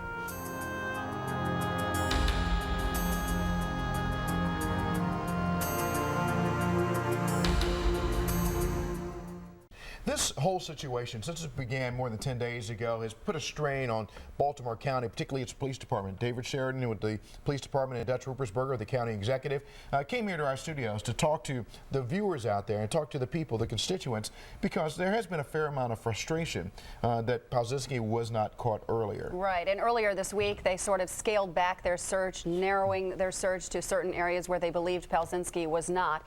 And a lot of people out there were worried that maybe they were not doing the job that they should have been. So they came here to reassure the public that they definitely were definitely taking this seriously. Let's listen to what they had to say. We just want to assure the public that we're doing everything we can to bring Palczynski to justice. We have police officers working 24 hours a day, 7 days a week. And we are using other resources and other law enforcement agencies to help us in this search. And this is a major investigation for the Baltimore County Police Department. It's for any law enforcement agency in the country, and looking for a man like Palczynski, it takes a lot of resources, and we're using everything we possibly can in the search for him. We're using federal agencies such as the FBI, the Bureau of Alcohol and Tobacco Firearms personnel, canine units, bloodhounds, search dogs. We're using infrared devices, handheld on helicopters that have come to assist us from the Maryland State Police, plus the Baltimore County Police Department. Fiber optic cameras attached to robots going into storm drains in the area, searching for this man who has been described as an outdoorsman who's capable of living out there for a long period of time. All of these resources coming together are here to apprehend this man and ensure the safety of the citizens of Baltimore County. We are concerned as they are, and we want to ensure that their safety is paramount, as are our police officers, and we want the public to understand that. We want them to get back to a normal lifestyle as soon as possible. We've brought in law enforcement agencies from throughout the country. We've notified them of Mr. Palczynski's method of operation, what he has done here. We've sent his photograph across the country. We want to make sure that if he's out there, that we apprehend him as soon as possible, because this is a very disruptive thing occurring to the citizens of Baltimore County as well as the law enforcement. That was Baltimore County Police Chief Terrence Sheridan standing by Baltimore County Executive Dutch Rippersberger speaking earlier this week in the Eyewitness News studio. And of course, our team coverage continues now as we take you right back out to the scene. Kathy Fowler is at the Easton Firehouse where the command center is set up. Kathy, what can you tell us right now? Vic, well, we're entering the 11th hour of this intense police standoff. Police are still in the air. They're on the ground. The neighborhood is locked down, and everybody is wondering how this manhunt, which has turned into a dangerous hostage situation, will end. Now, what we can tell you right now is Palczynski is holding police at bay just beyond this makeshift police command post located at the Easton Firehouse. He reportedly has 3 loaded weapons and 3 hostages. Hostage negotiators have been on the phone with Joe Palczynski on and off the entire night. We've been told at one minute he's agitated, then he's very calm, but so far he's not ready to give up.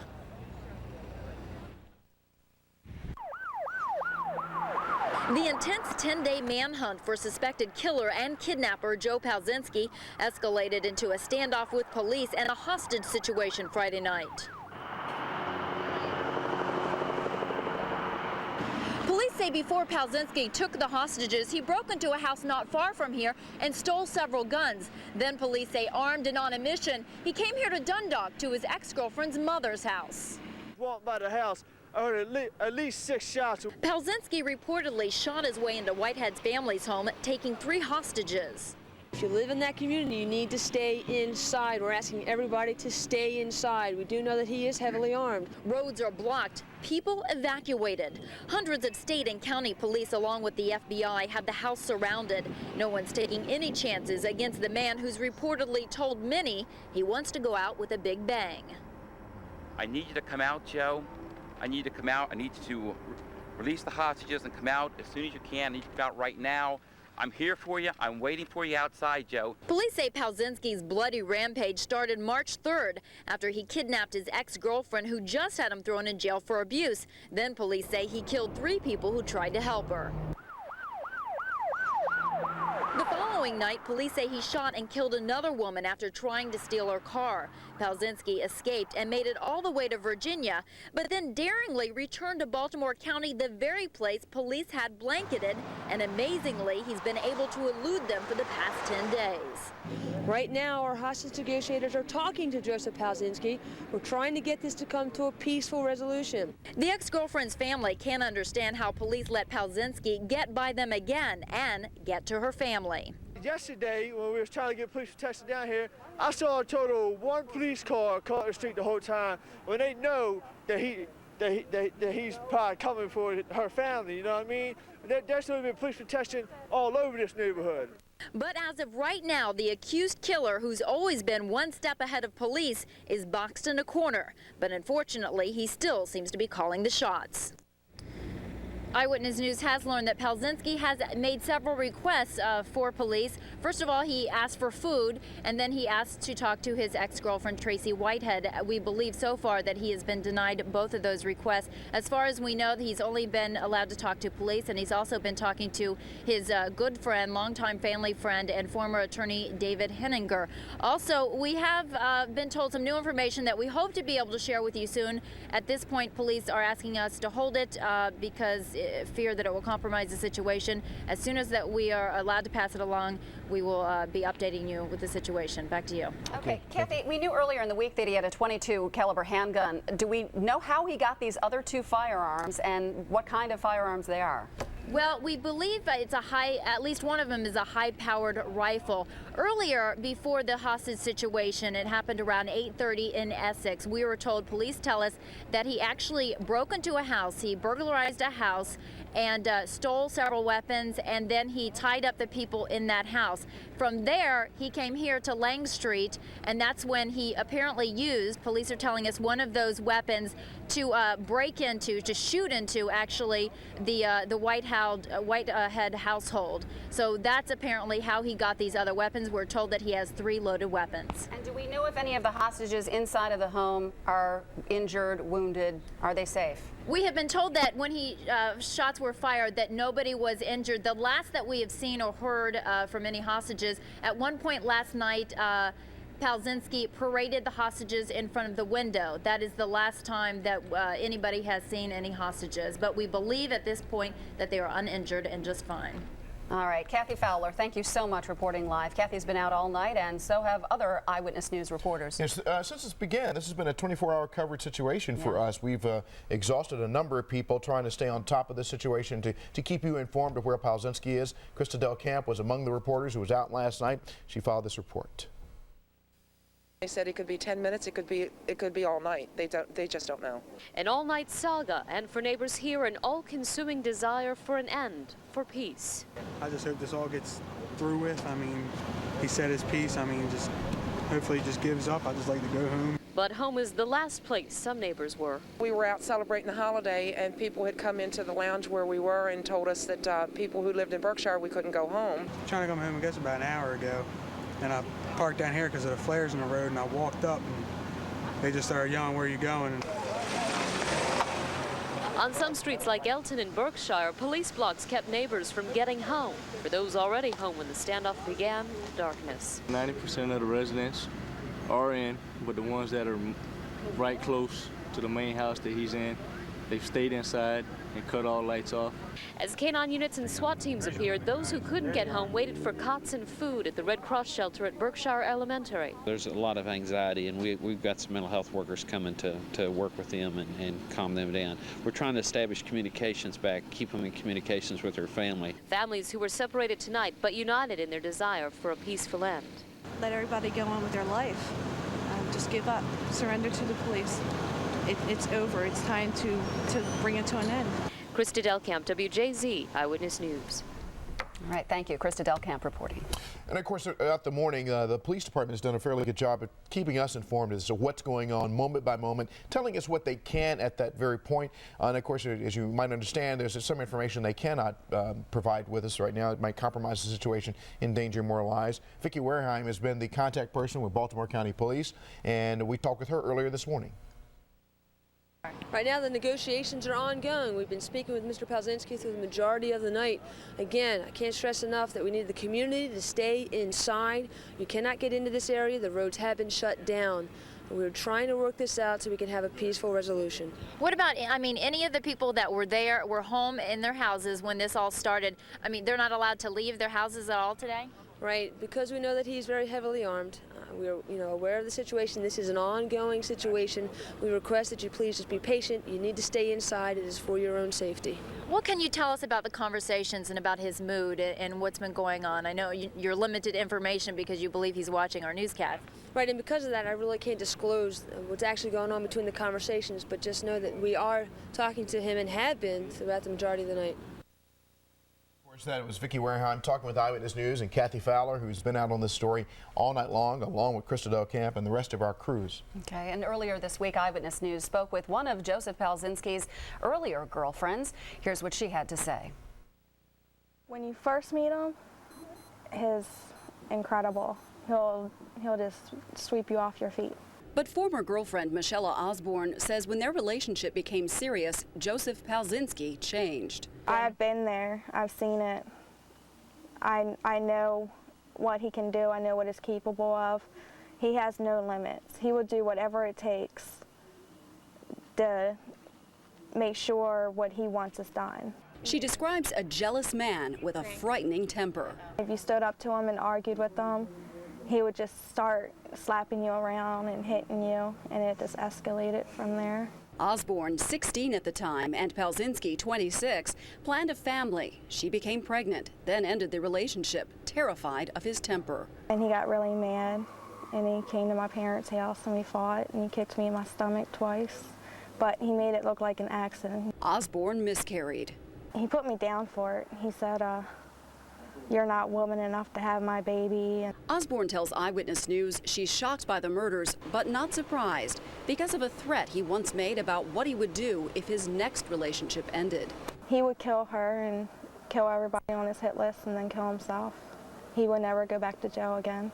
She says Palczynski has manipulated the justice system. He's a very educated person. He's a smart person. He knows what he's doing. He knows how he wants to do it, and he knows when he wants to do it. And he knows the perfect things to say. And I told the psychologist that, and they still let him out on the streets. Their former girlfriend of Joseph Palczynski saying that she knew exactly what Tracy Whitehead was going through when She was kidnapped by Joseph Palczynski when this all started on March 7th. Okay, our coverage continues here. Stay with us. We'll be right back.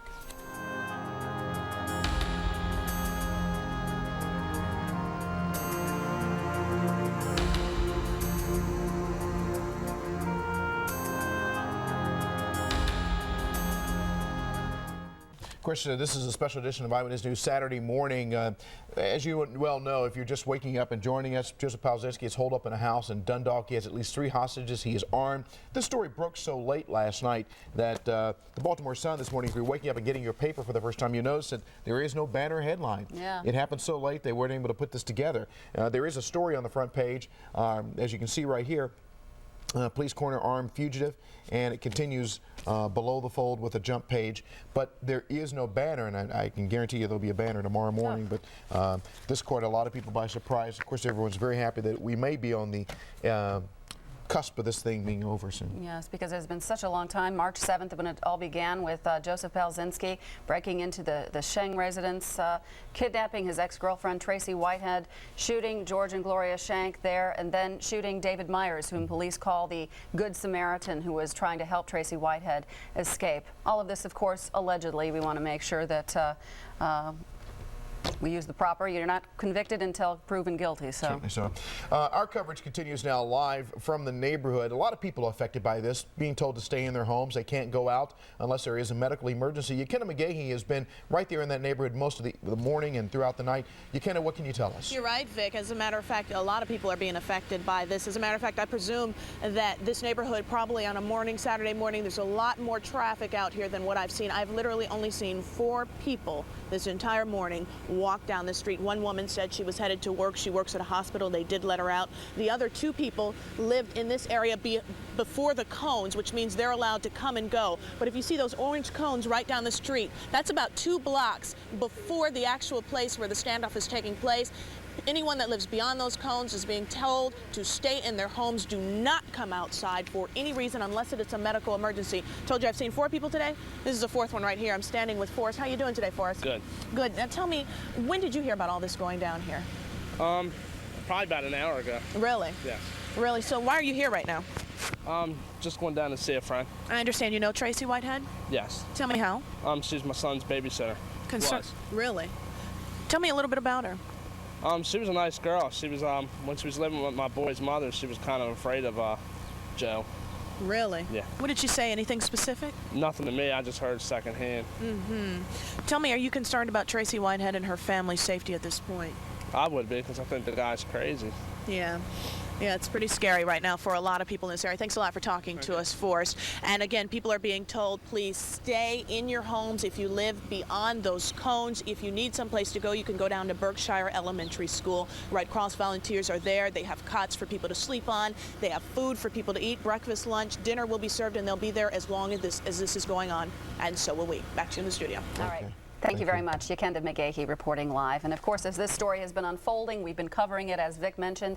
Let's take a look now at the exact timeline. Pat Warren reports. That's definitely crazy. I mean, it's got everybody, nervous. It started Tuesday when attention was turned to the primary election. The call went out, shots fired, 3 people hit, a hostage from an apartment in Boley's quarters taken.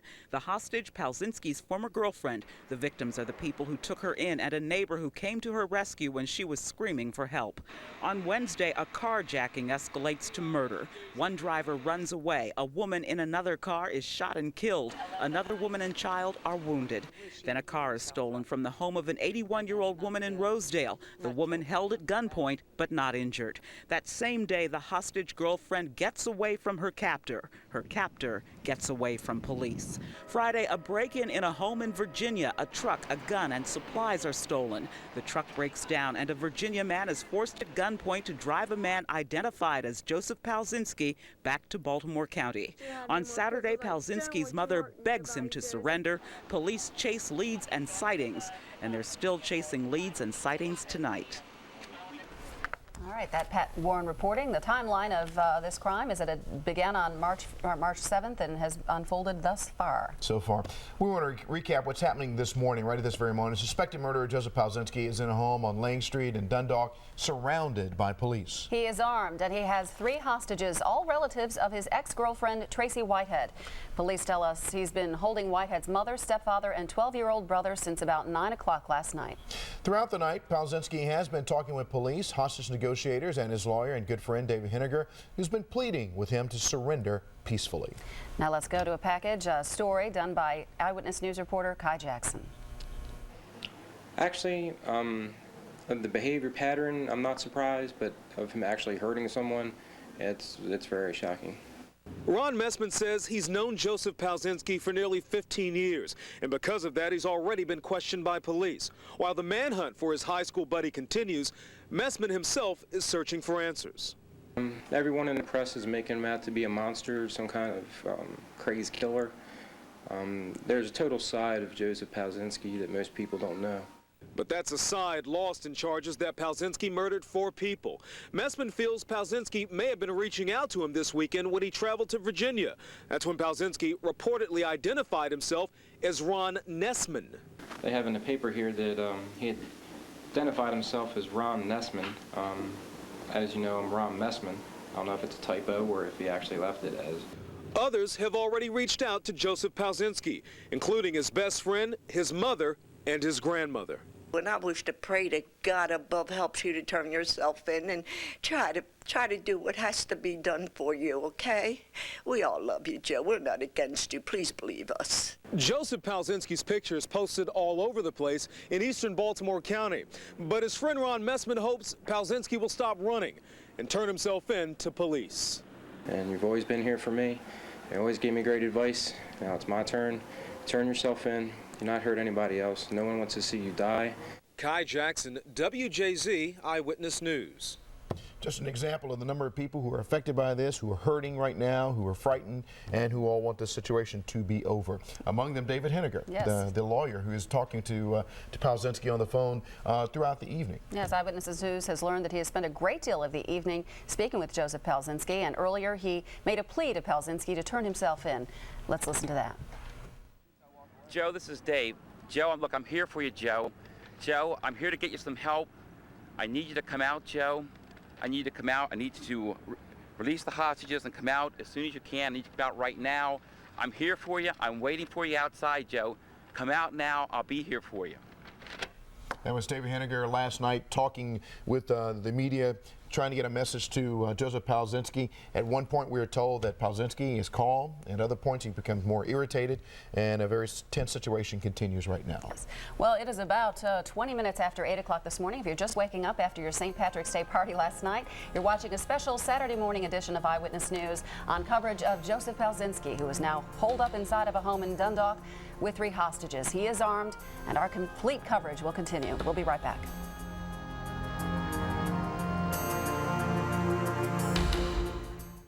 Welcome back to Eyewitness News Saturday morning. Special edition, we are covering the situation with Joseph Palczynski and the hostage situation that exists right now. 3 people being held by Palczynski in a house in Dundalk.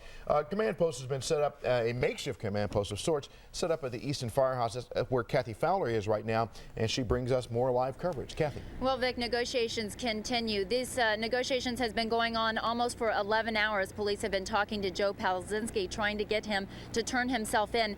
Police tell us that at times he's very agitated. At times for most of the night he's been very calm, but in the last half hour or so he's become very emotional.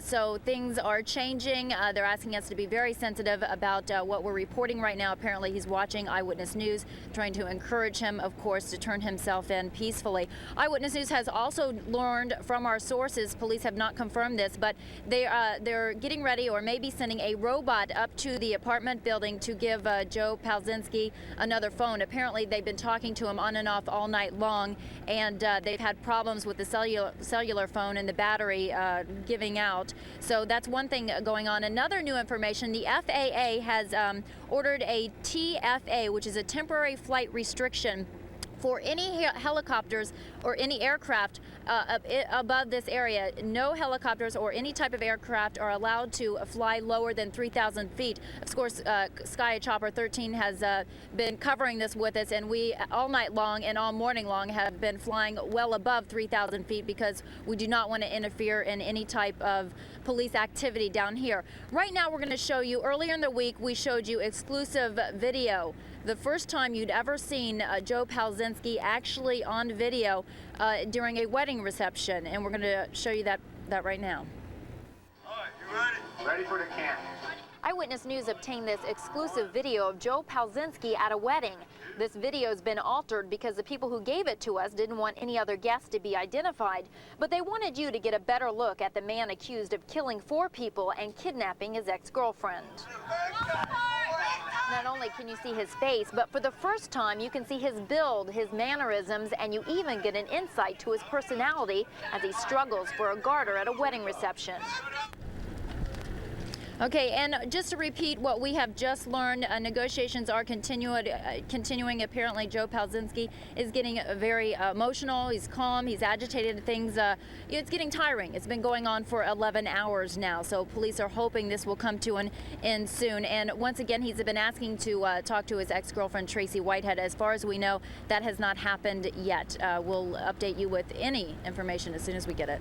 Kathy, give us a little bit more of a scene setter from where you are right now. Is that the area where they're keeping media right there? I mean, is there a line of reporters right there at your location? Yeah, actually, if you look to my right here, there's all kinds of reporters. I mean, national, Washington, Baltimore. We've got the network here, CBS Radio, you name it.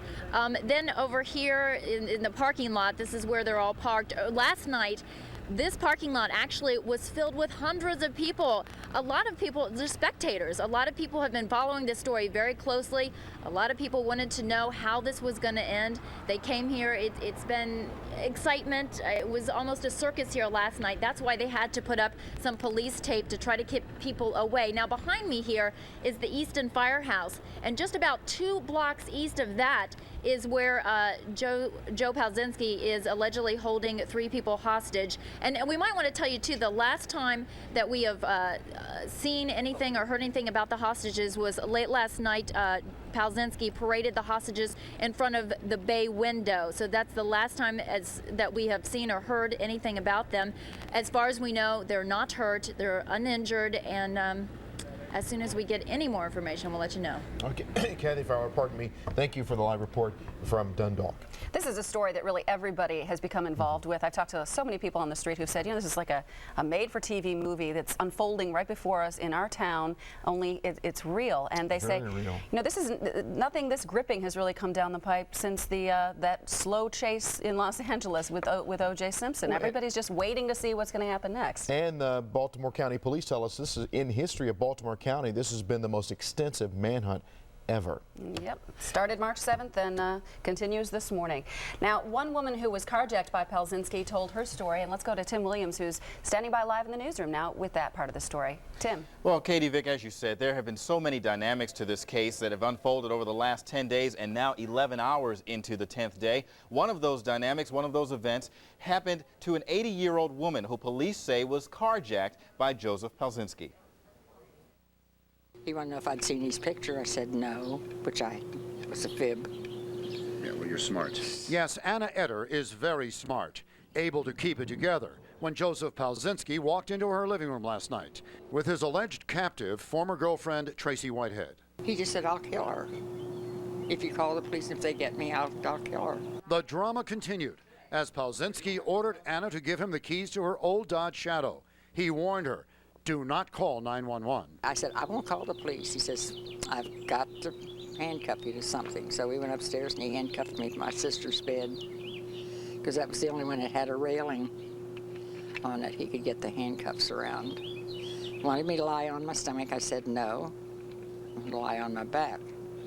Because I figured if he was going to shoot me, I wanted to see it. You know, I can't believe you're like laughing and making light of something that could have been so horrible. Well, it's better than screaming, don't you think? Anna was an Army sergeant in World War II. Her brother, Ray, an ex-Marine. We are survivors. That's all I can say. He really was a gentleman the whole time. He says, well, I don't want to hurt you. I don't want to hurt you. And from a very wise and very lucky Anna Etter, words of advice for murder suspect Joseph Palczynski. I wish he would give himself up and not kill any more people. He's done enough damage. You just learn to take care of yourself, and you learn not to be afraid of every little thing. Well, that wasn't, with all due respect, every little thing.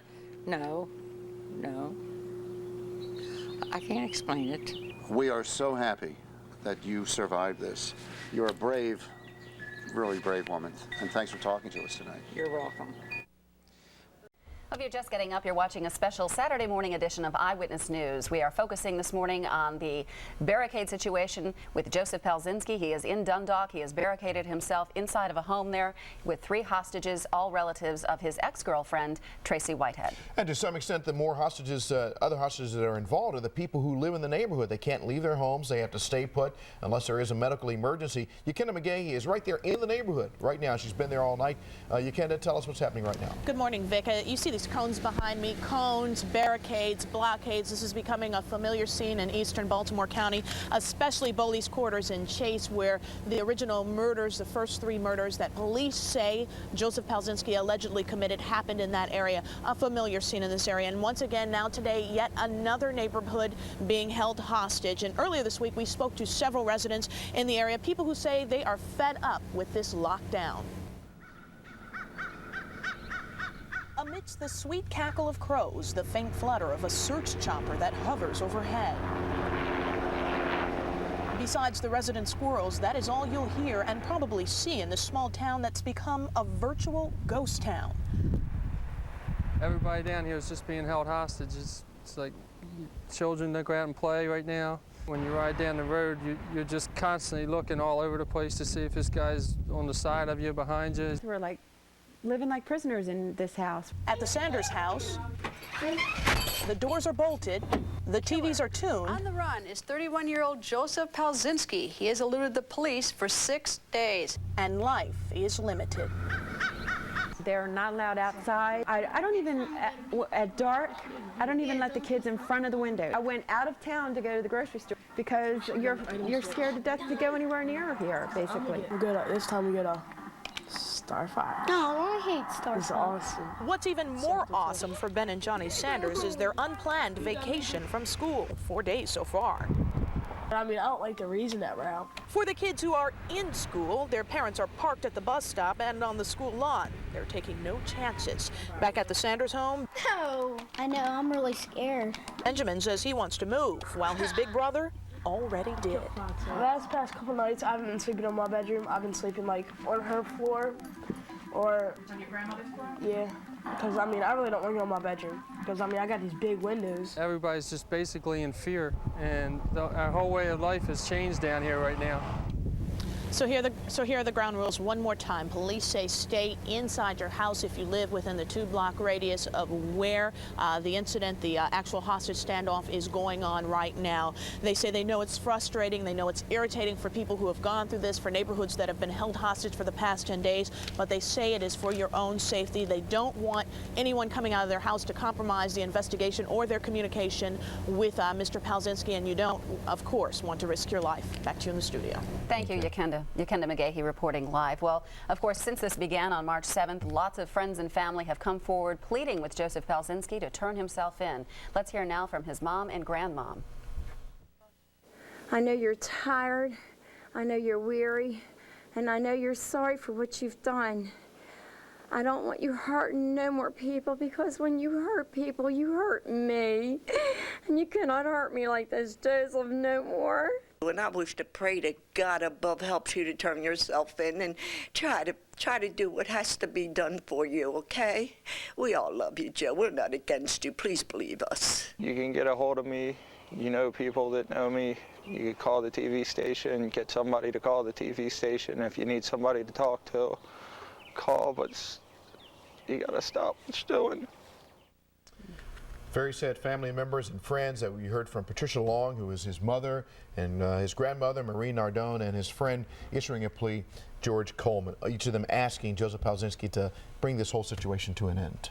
Let's go back to the newsroom now, where Tim Williams is standing by live with more on the story of the nightmarish incident in Virginia for one man who was forced to drive to Maryland at gunpoint. Tim. Well, certainly, Katie. Vic, you know, we've been talking about the unpredictability of Joseph Palczynski. Of course, at one point, police thought he was in Baltimore County, in eastern Baltimore County, but we're told that because he is very familiar with the woods and very familiar with the railways, he was able to find his way to Fredericksburg, Virginia. Suzanne Collins picks up the story from there. And I knew at that point in time that I may never see life again. I may never come back home again. William Terrell says Joe Palczynski seemed remorseful about the murders as they drove, but he must not have been too fearful of capture. Palczynski asked to be dropped off at his former apartment, even though police were swarming there. He also let the abducted man go. We learn more about Palczynski from a letter he wrote to a judge from prison in 1997. On stopping medication for mental illness, Palczynski says, "I became an angry person with an attitude and nothing seemed to matter anymore." Oh, when he takes his medication, he's beautiful. He's so calm. He's everything. I mean, anything you want in a person. But without his medication, if you do something to him that he don't like, that's it. Palczynski writes, "Due to the lack of medication, I was like a time bomb waiting to explode." Palczynski writes he gained a lot of insight into his mental health condition when he got treatment here for 2 years at this community clinic. He also says he's been treated for mental illness since age 18, hospitalized at 5 different hospitals. He's been involuntarily committed and also charged with escaping from Spring Grove Mental Hospital. He says, "I have been in a number of hospitals for depression to help me deal with past problems, such as my sister's death, sexual abuse as a child, and suicide attempts." He's a smart person. He knows what he's doing. He knows how he wants to do it, and he knows when he wants to do it. And he knows the perfect things to say. It appears Palczynski also twists the truth.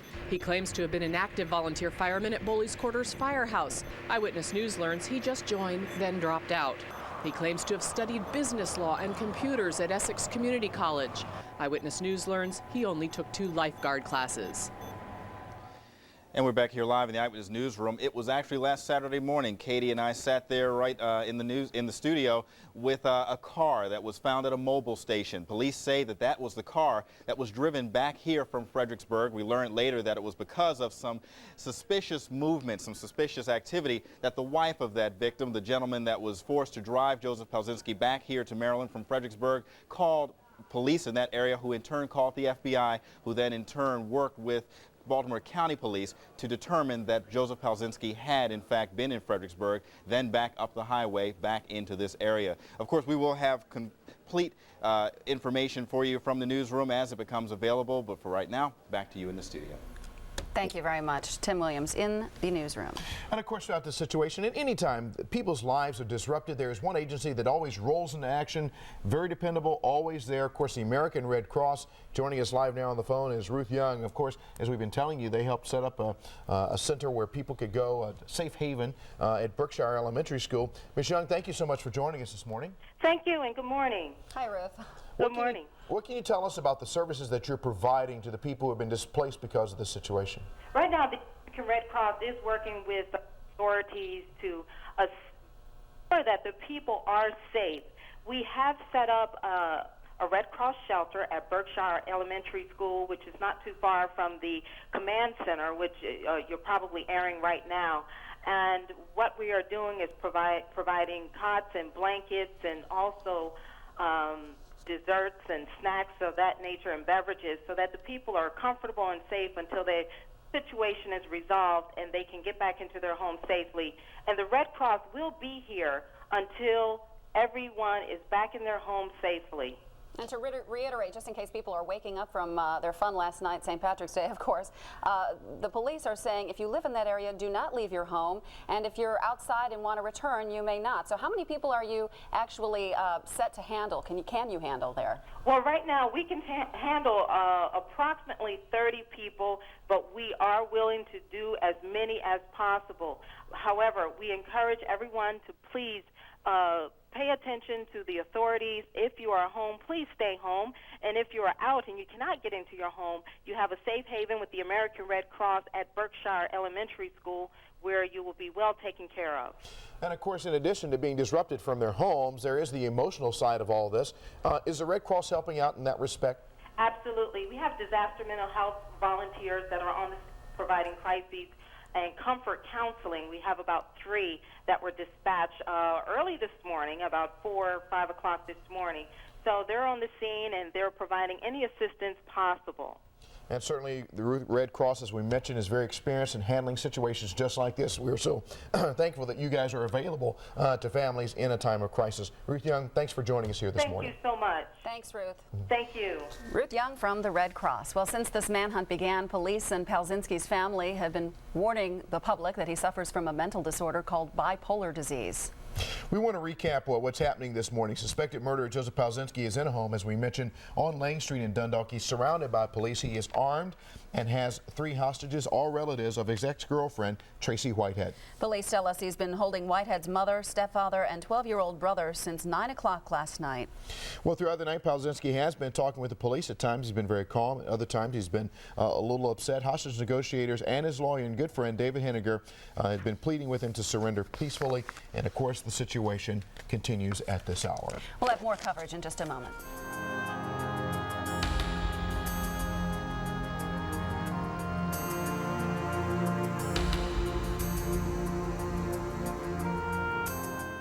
For nearly 12 hours now, there has been a standoff involving Joseph Palczynski in a Dundalk neighborhood. There, he is holding 3 people hostage, families, relatives of his former girlfriend. We're going to take you now live back to the scene, and Kathy Fowler, who's been there all night. Kathy.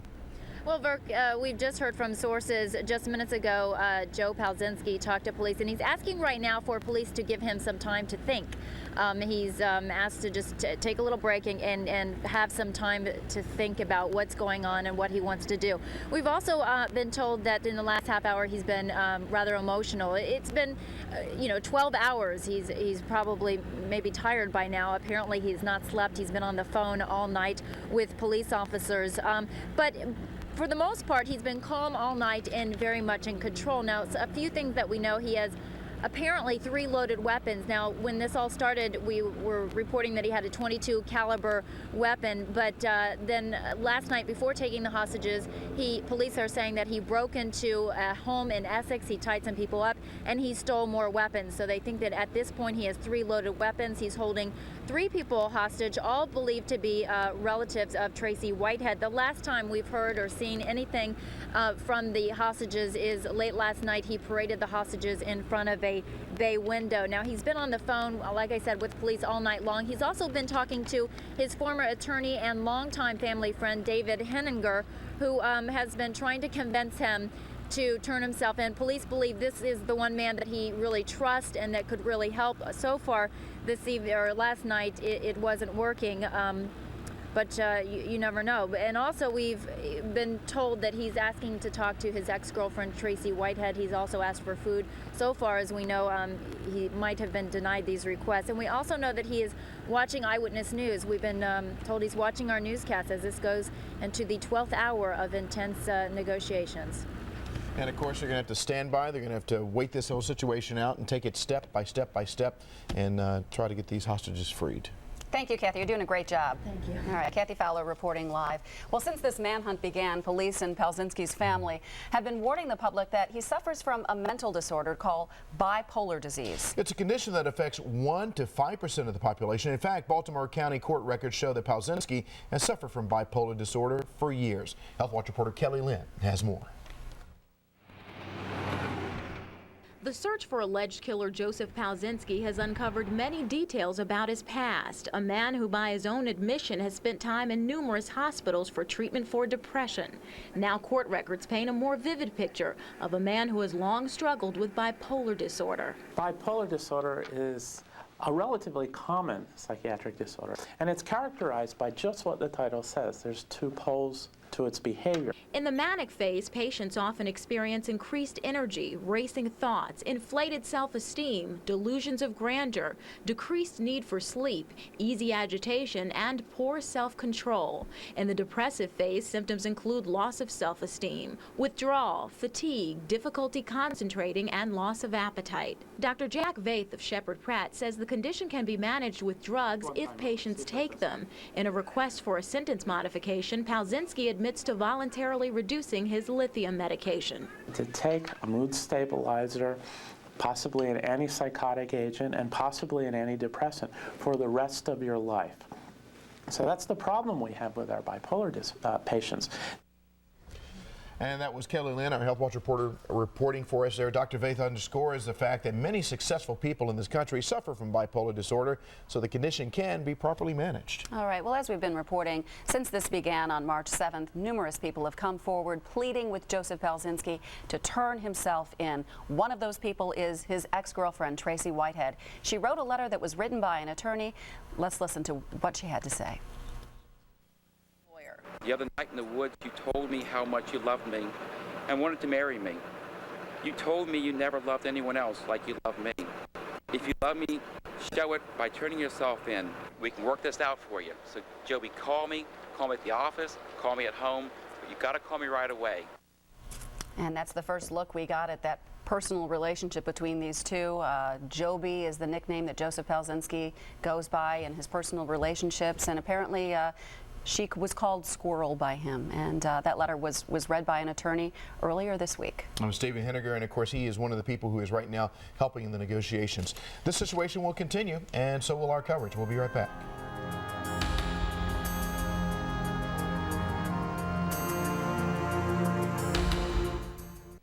Welcome back, everybody. If you're just getting up, you're watching a special Saturday morning edition of Eyewitness News. We are offering comprehensive coverage of a situation in Dundalk where Joseph Palczynski has holed himself up with 3 hostages.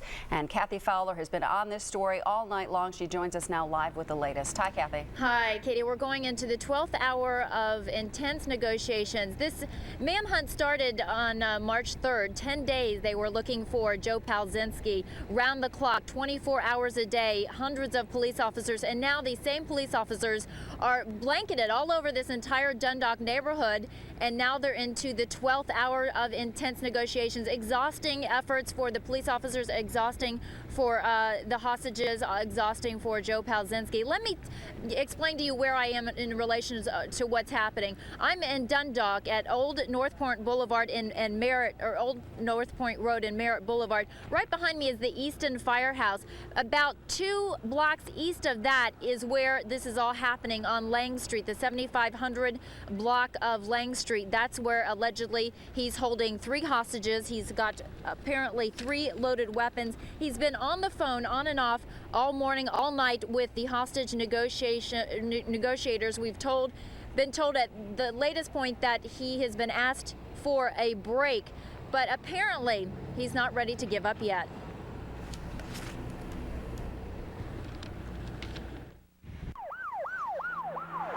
The intense 10-day manhunt for suspected killer and kidnapper Joe Palczynski escalated into a standoff with police and a hostage situation Friday night.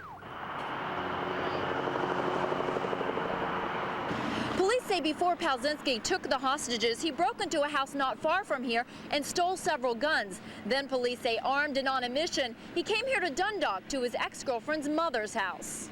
Walked by the house. I heard at least 6 shots. Palczynski reportedly shot his way into Whitehead's family's home, taking 3 hostages. If you live in that community, you need to stay inside. We're asking everybody to stay inside. We do know that he is heavily armed. Roads are blocked, people evacuated. Hundreds of state and county police, along with the FBI, have the house surrounded. No one's taking any chances against the man who's reportedly told many he wants to go out with a big bang. I need you to come out, Joe. I need you to come out. I need you to release the hostages and come out as soon as you can. I need you to come out right now. I'm here for you. I'm waiting for you outside, Joe. Police say Palczynski's bloody rampage started March 3rd after he kidnapped his ex-girlfriend who just had him thrown in jail for abuse. Then police say he killed 3 people who tried to help her. The following opening night, police say he shot and killed another woman after trying to steal her car. Palczynski escaped and made it all the way to Virginia, but then daringly returned to Baltimore County, the very place police had blanketed, and amazingly, he's been able to elude them for the past 10 days. Right now, our hostage negotiators are talking to Joseph Palczynski.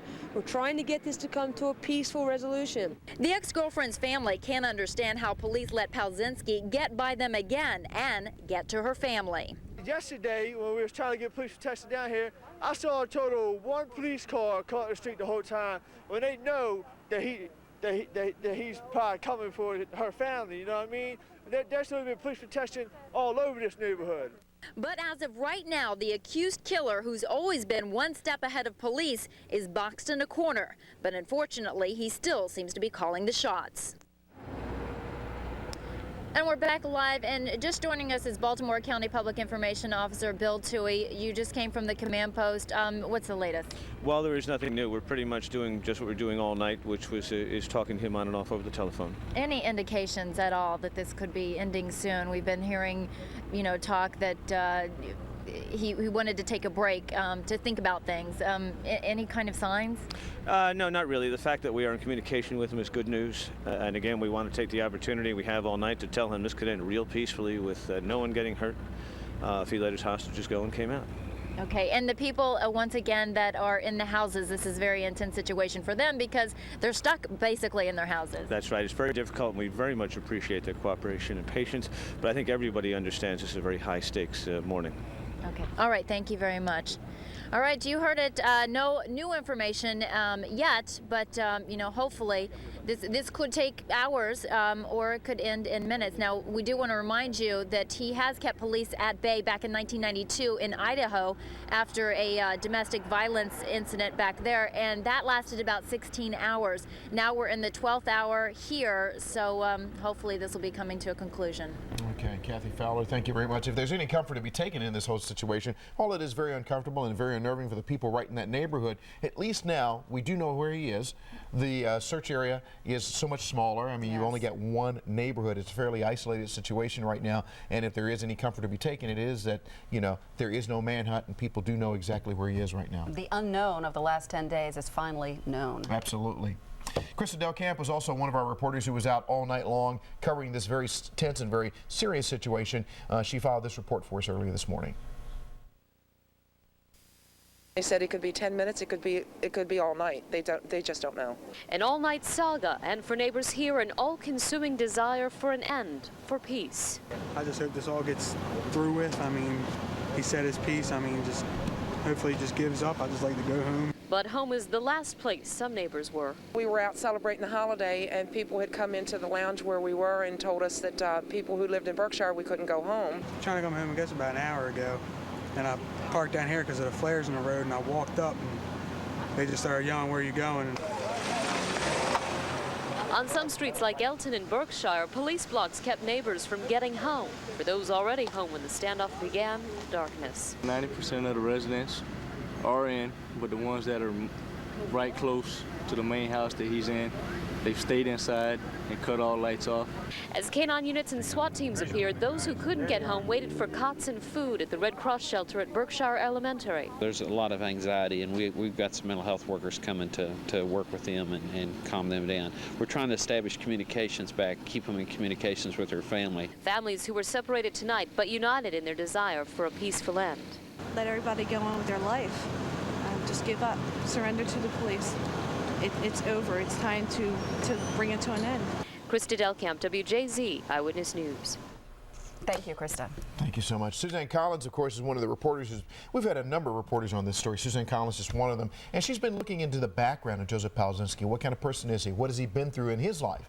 Here's her report. Hi, Suzanne. Oh, she's here live. I was wondering, there's my report.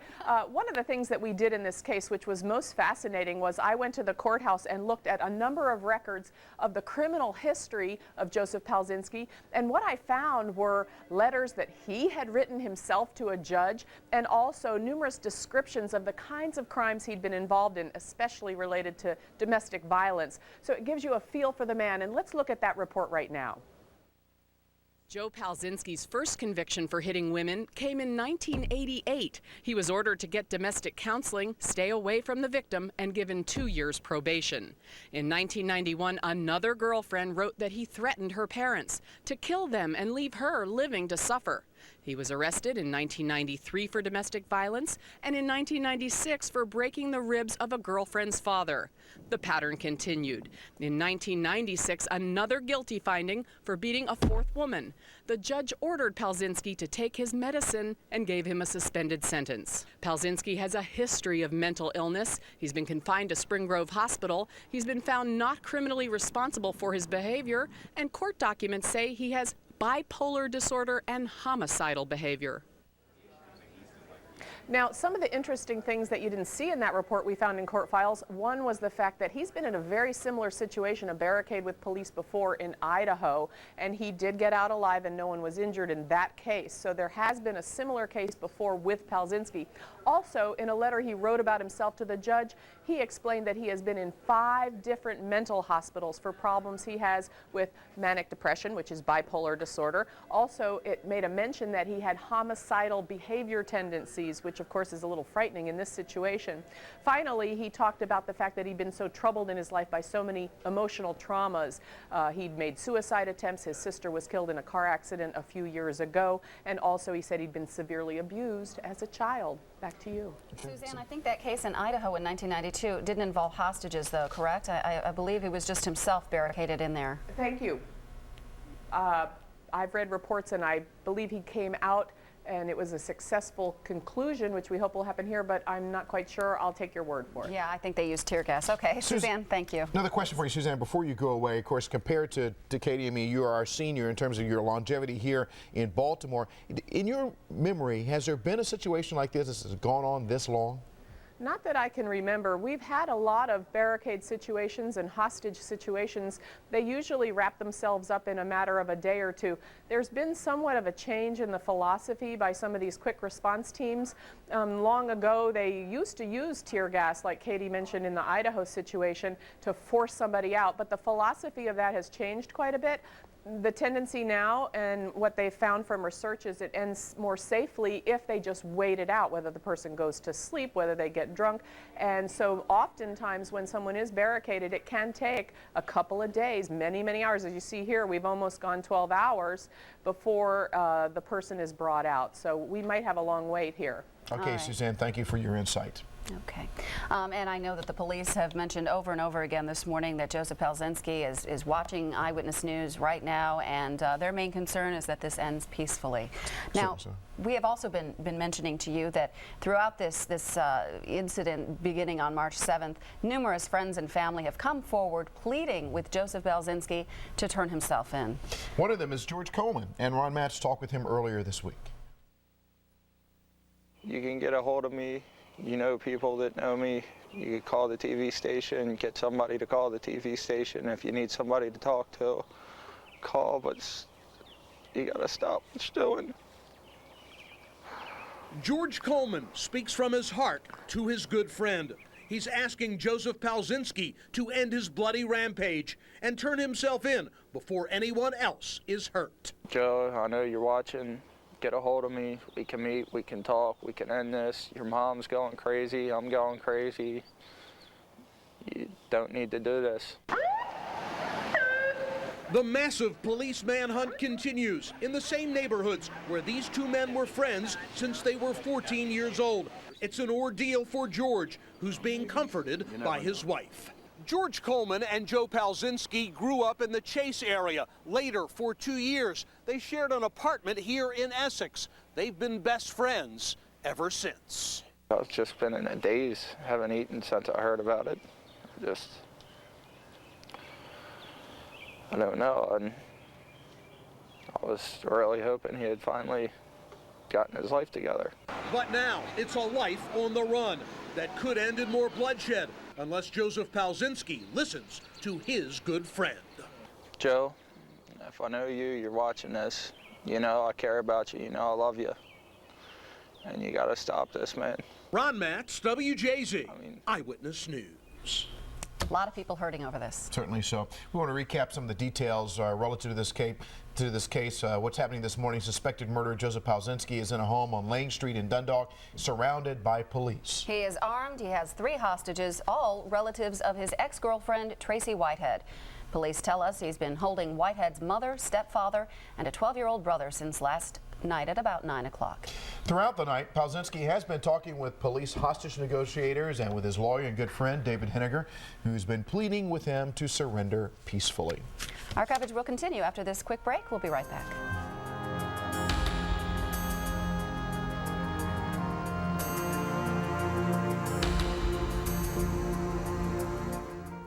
We want to go now back to the Eyewitness Newsroom where Suzanne Collins is joining us now live. She is one of the reporters who talked with the grandmother of Joseph Palczynski, actually the first reporter, and very well may have been the only reporter to talk with Joseph Palczynski's grandmother in a very emotional interview. Suzanne.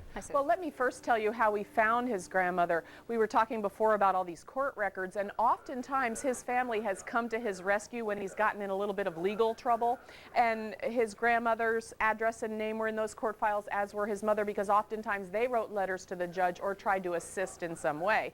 Now, we went up sort of cold because we didn't really have her number to her door last week, and interestingly enough, his grandmother had been there by herself basically for a couple of days and had been hearing all the news about her grandson, very nervous, very worried. And why don't you take a look now at the reaction that we got when we knocked on her door. When I knocked on Palczynski's grandmother's door this morning, 2 days of pent-up emotion were unleashed in Marie Nardone. Son? Oh, I'm sorry. I'm so sorry you're scared. Oh, dear God, help me. The grandmother wishes that the man at large was still the handsome high school graduate who only had just begun to have trouble with girls. In my heart, I don't think he'll hurt me. I don't think he will. He's so good-hearted. The grandmother had been reading news articles about her grandson when Eyewitness News arrived. We let her take out her pin curls and talk about it. In my dreams, so help me God, I never dreamt that his finger would pull a trigger and kill these people. Never. I believe it now, but I mean, I couldn't believe it that he would do such a thing, but going off without his bill, yes, I believe it. Nardone says the woman who admitted to Eyewitness News she sold Palczynski the guns made a big mistake. Lady, if you're hearing me, I don't know you, but you should have never given them guns to my grandson. Never in this world. There was violence with girlfriends in his 20s and mental problems. I'm his grandmother, and I'm a little leery for him to come around here, but I love him dearly. And if he came around here without a gun, I'd feed him, and I'd talk to him and see what's going on with his brain. She does not think at this point her grandson will listen to anyone but himself, but she made an appeal anyway. And I wish to pray that God above helps you to turn yourself in and try to do what has to be done for you, okay? We all love you, Joe. We're not against you. Please believe us. Marie has the comfort of her dog as she worries and waits, fearful, sorrowful, and perhaps inside not so terribly surprised. Just a little insight into when Joe Palczynski started to have mental problems, according to his family. When he was in high school or just getting out of high school in his late teens, apparently he started to have a lot of trouble with girlfriends, that domestic violence issue, and also with mental problems. You know, he's been diagnosed as bipolar, and that all came on in his late teens. They say that he's like 2 different people sometimes. When he takes his medicine, he seems loving and wonderful and concerned about the things he may have done or the way he may have acted, whereas when he's not on his medication, they say he can be entirely different, cold and calculating. Back to you. Well, Suzanne, you handled that interview so well because it must have been difficult, and you really were very sensitive with it. Well, I tell you, you know, I'm a mother myself, and you just have to, you go into a home, you don't know someone, and suddenly they want a hug and a comfort, and you just offer it. Well, great job. Thank you. Suzanne Collins reporting live from the newsroom. A lot of people have been asking for some comfort throughout this entire situation. And of course, one of the people we've been turning to is Dutch Ruppersberger and the police department to find out what they're doing. Earlier this week, Dutch Ruppersberger came by here to our studios and we talked with him about what the police department has been doing. We just want to assure the public that we're doing everything we can to bring Palczynski to justice. We have police officers working 24 hours a day, 7 days a week. And we are using other resources and other law enforcement agencies to help us in this search. And this is a major investigation for the Baltimore County Police Department. It's for any law enforcement agency in the country, and looking for a man like Palczynski, it takes a lot of resources, and we're using everything we possibly can in the search for him. We're using federal agencies such as the FBI, the Bureau of Alcohol and Tobacco Firearms personnel, canine units, bloodhounds, search dogs. We're using infrared devices, handheld on helicopters that have come to assist us from the Maryland State Police, plus the Baltimore County Police Department. Fiber optic cameras attached to robots going into storm drains in the area, searching for this man who has been described as an outdoorsman who's capable of living out there for a long period of time. All of these resources coming together are here to apprehend this man and ensure the safety of the citizens of Baltimore County. We are concerned as they are, and we want to ensure that their safety is paramount, as are our police officers, and we want the public to understand that. We want them to get back to a normal lifestyle as soon as possible. We've brought in law enforcement agencies from throughout the country. We've notified them of Mr. Palczynski's method of operation, what he has done here. We've sent his photograph across the country. We want to make sure that if he's out there, that we apprehend him as soon as possible, because this is a very disruptive thing occurring to the citizens of Baltimore County as well as the law enforcement. Baltimore County Police Chief Terrence Sheridan, then they're touching on the county's use of canine units. And earlier this week, Eyewitness News reporter Mike Shue showed us exactly how they use these search dogs in a search.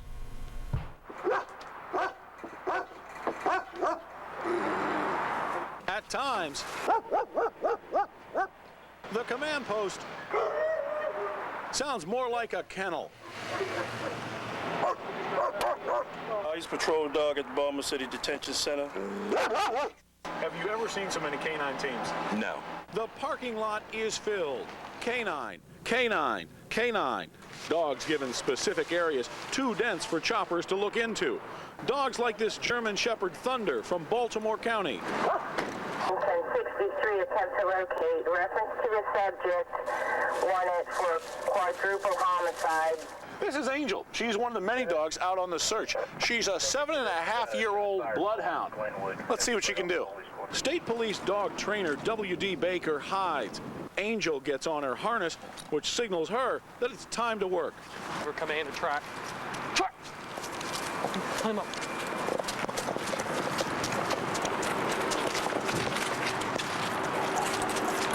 Right now, Angel is tracking. She's on the scent.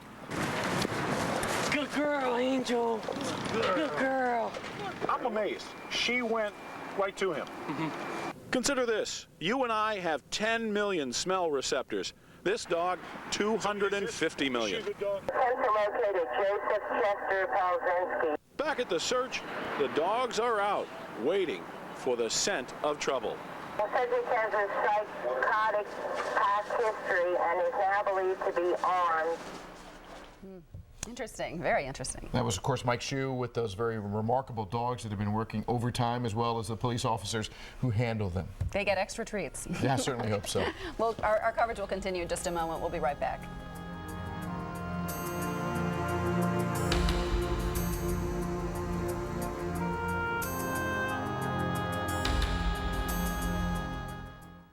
Welcome back to Eyewitness News Saturday morning. And we continue our coverage of the situation with Joseph Palczynski. We have Suzanne Collins, who is live in our Eyewitness newsroom right now. And she has been following the story of the woman who's supplied the first batch of guns to Joseph Palczynski. Suzanne.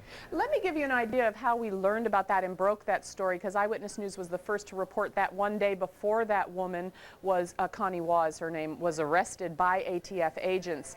We had been developing a relationship of sorts with Joe Palczynski's mother, and one evening we were speaking on the telephone and I asked her, where did he get the guns? And she explained to me that it was a woman in her neighborhood who had provided him with these guns. She did not know why. She couldn't exactly remember anything other than her first name. So Eyewitness News went out to that neighborhood, did a lot of door knocking, and actually found that woman. Now, when I went to the door, she came out and was whispering, because quite truthfully, at that moment, she had not even told her husband about the trouble that she was in. But that woman, Connie Waz, did confirm for us that she had purchased those guns. And you'll see in this report, although we're not naming her in the report because it was just prior to her name being made public, she tells us on the telephone a lot about why she did it. This is an AR-15. The rifle sells for about $1,500. It's one of the guns recovered early this morning from a hotel room where police say they almost caught suspect Joseph Palczynski. This is the other gun found there, a Mossberg 500 pump shotgun. Police believe those weapons were used in the murder and shooting spree. A woman living in Palczynski's mother's neighborhood admits to Eyewitness News that she bought him the guns. They ought to prosecute her. She doesn't deserve any mercy. If she's given him the tools to go out and murder people, then she's no better than he is. Palczynski would not have been able to purchase the guns himself because he's been convicted of violent crimes and held in mental hospitals numerous times. The woman who bought him the guns says he told her he just wanted to go hunting with his brother. The only kind of hunting he probably meant was to prey on people that have done him wrong. The woman says she came to this Baltimore County gun shop with Palczynski on Monday. She purchased the two weapons. Then they came outside. She was given the money and she gave him the guns. The manager of the gun shop would not do an interview on camera, but a clerk at another gun store explained what checks are necessary. With these two guns, you would not have had to wait a week, but they would have had to go through a background check with the National Instant Check System. And that's instantaneous, isn't it, if you can get through that quickly? Yeah, normally it takes about 2 minutes. And just so you know, one day after that, which would be a week ago Thursday, Connie Wall was arrested at her home by ATF agents. I believe she faces up to 10 years in prison for being a straw purchaser of guns. And she, in the meantime, is having a psychological evaluation for 30 days. Back to you. And of course, this is a very dangerous situation, and it's something that the governor and gun control advocates have been fighting for right now to make sure that straw purchases don't happen. Well, I tell you an anecdotal thing. While I was in that gun shop, one of the men who manages the shop had just come back from testifying in a city courthouse about another straw purchaser. And he said to me on that day that that individual had not gotten any time in prison. It's something that we may be looking into. Okay, thank you very much. Suzanne Collins live from the newsroom. Thanks, Suze. You know, there's so many unanswered questions with this story. We were just talking about the fact that, you know, Joseph Palczynski at the point when he started this all on March 7th was an unemployed electrician. How in the world did he get the $1,500 to buy that M15 handgun? And to survive for these many days. Let's check in now with Tim Williams. He has been following the story of the number of people whose lives have been affected by this and the number of people that we have talked to personally who want this whole situation to end. Let's go now to Tim Williams. Well, Vic and Katie, of course, there are many people affected by this, people from all over the city, from all over the state. As a matter of fact, we had a call into the newsroom who someone just said that basically the whole city is a hostage in this because no one feels totally safe and no one is you know, feeling like they can actually walk away from this situation without knowing what's happening next. So people are actually captive and captivated by this story. But one of the families and some of the families we've talked to that are definitely affected by this are the victims of those who were allegedly victims of Joseph Palczynski. There are 4 people, as you know, that have been shot, gunned down. 2 of them, Gloria and George Schenk, the other Jennifer McDonald, and then a family that I spoke exclusively with, the family of David Myers, 42-year-old Lock Raven High School graduate who was studying stand-up comedy. His funeral was last week, and we spoke exclusively with him and with his family, rather. Yakenda McGahee has his story and the story of others. She said, "Mom, Dave's dead." And I thought, I did not understand her. And I said, "What did you say, Terry?" "David is dead." Imagine a parent's pain as those words are uttered, and imagine the torture when these parents learned a gunman murdered their son for nothing but doing the right thing. But first she said Dave heard a woman screaming. All she knows is that he was laying on the ground outside the apartment. Or perhaps you can picture this. You're headed to church services with your spouse when suddenly, unexpectedly, horribly shots sail through your car. Your spouse is dead. And worse yet, you learn your unborn baby is too. So she was going to surprise us with the fact that she was pregnant. It is all unimaginable, isn't it? But it is the reality of these 2 families. Police believe the unsuspecting motorist, Jennifer McDonald, and the unassuming Good Samaritan, David Myers, are 2 of Joe Palczynski's 4 victims.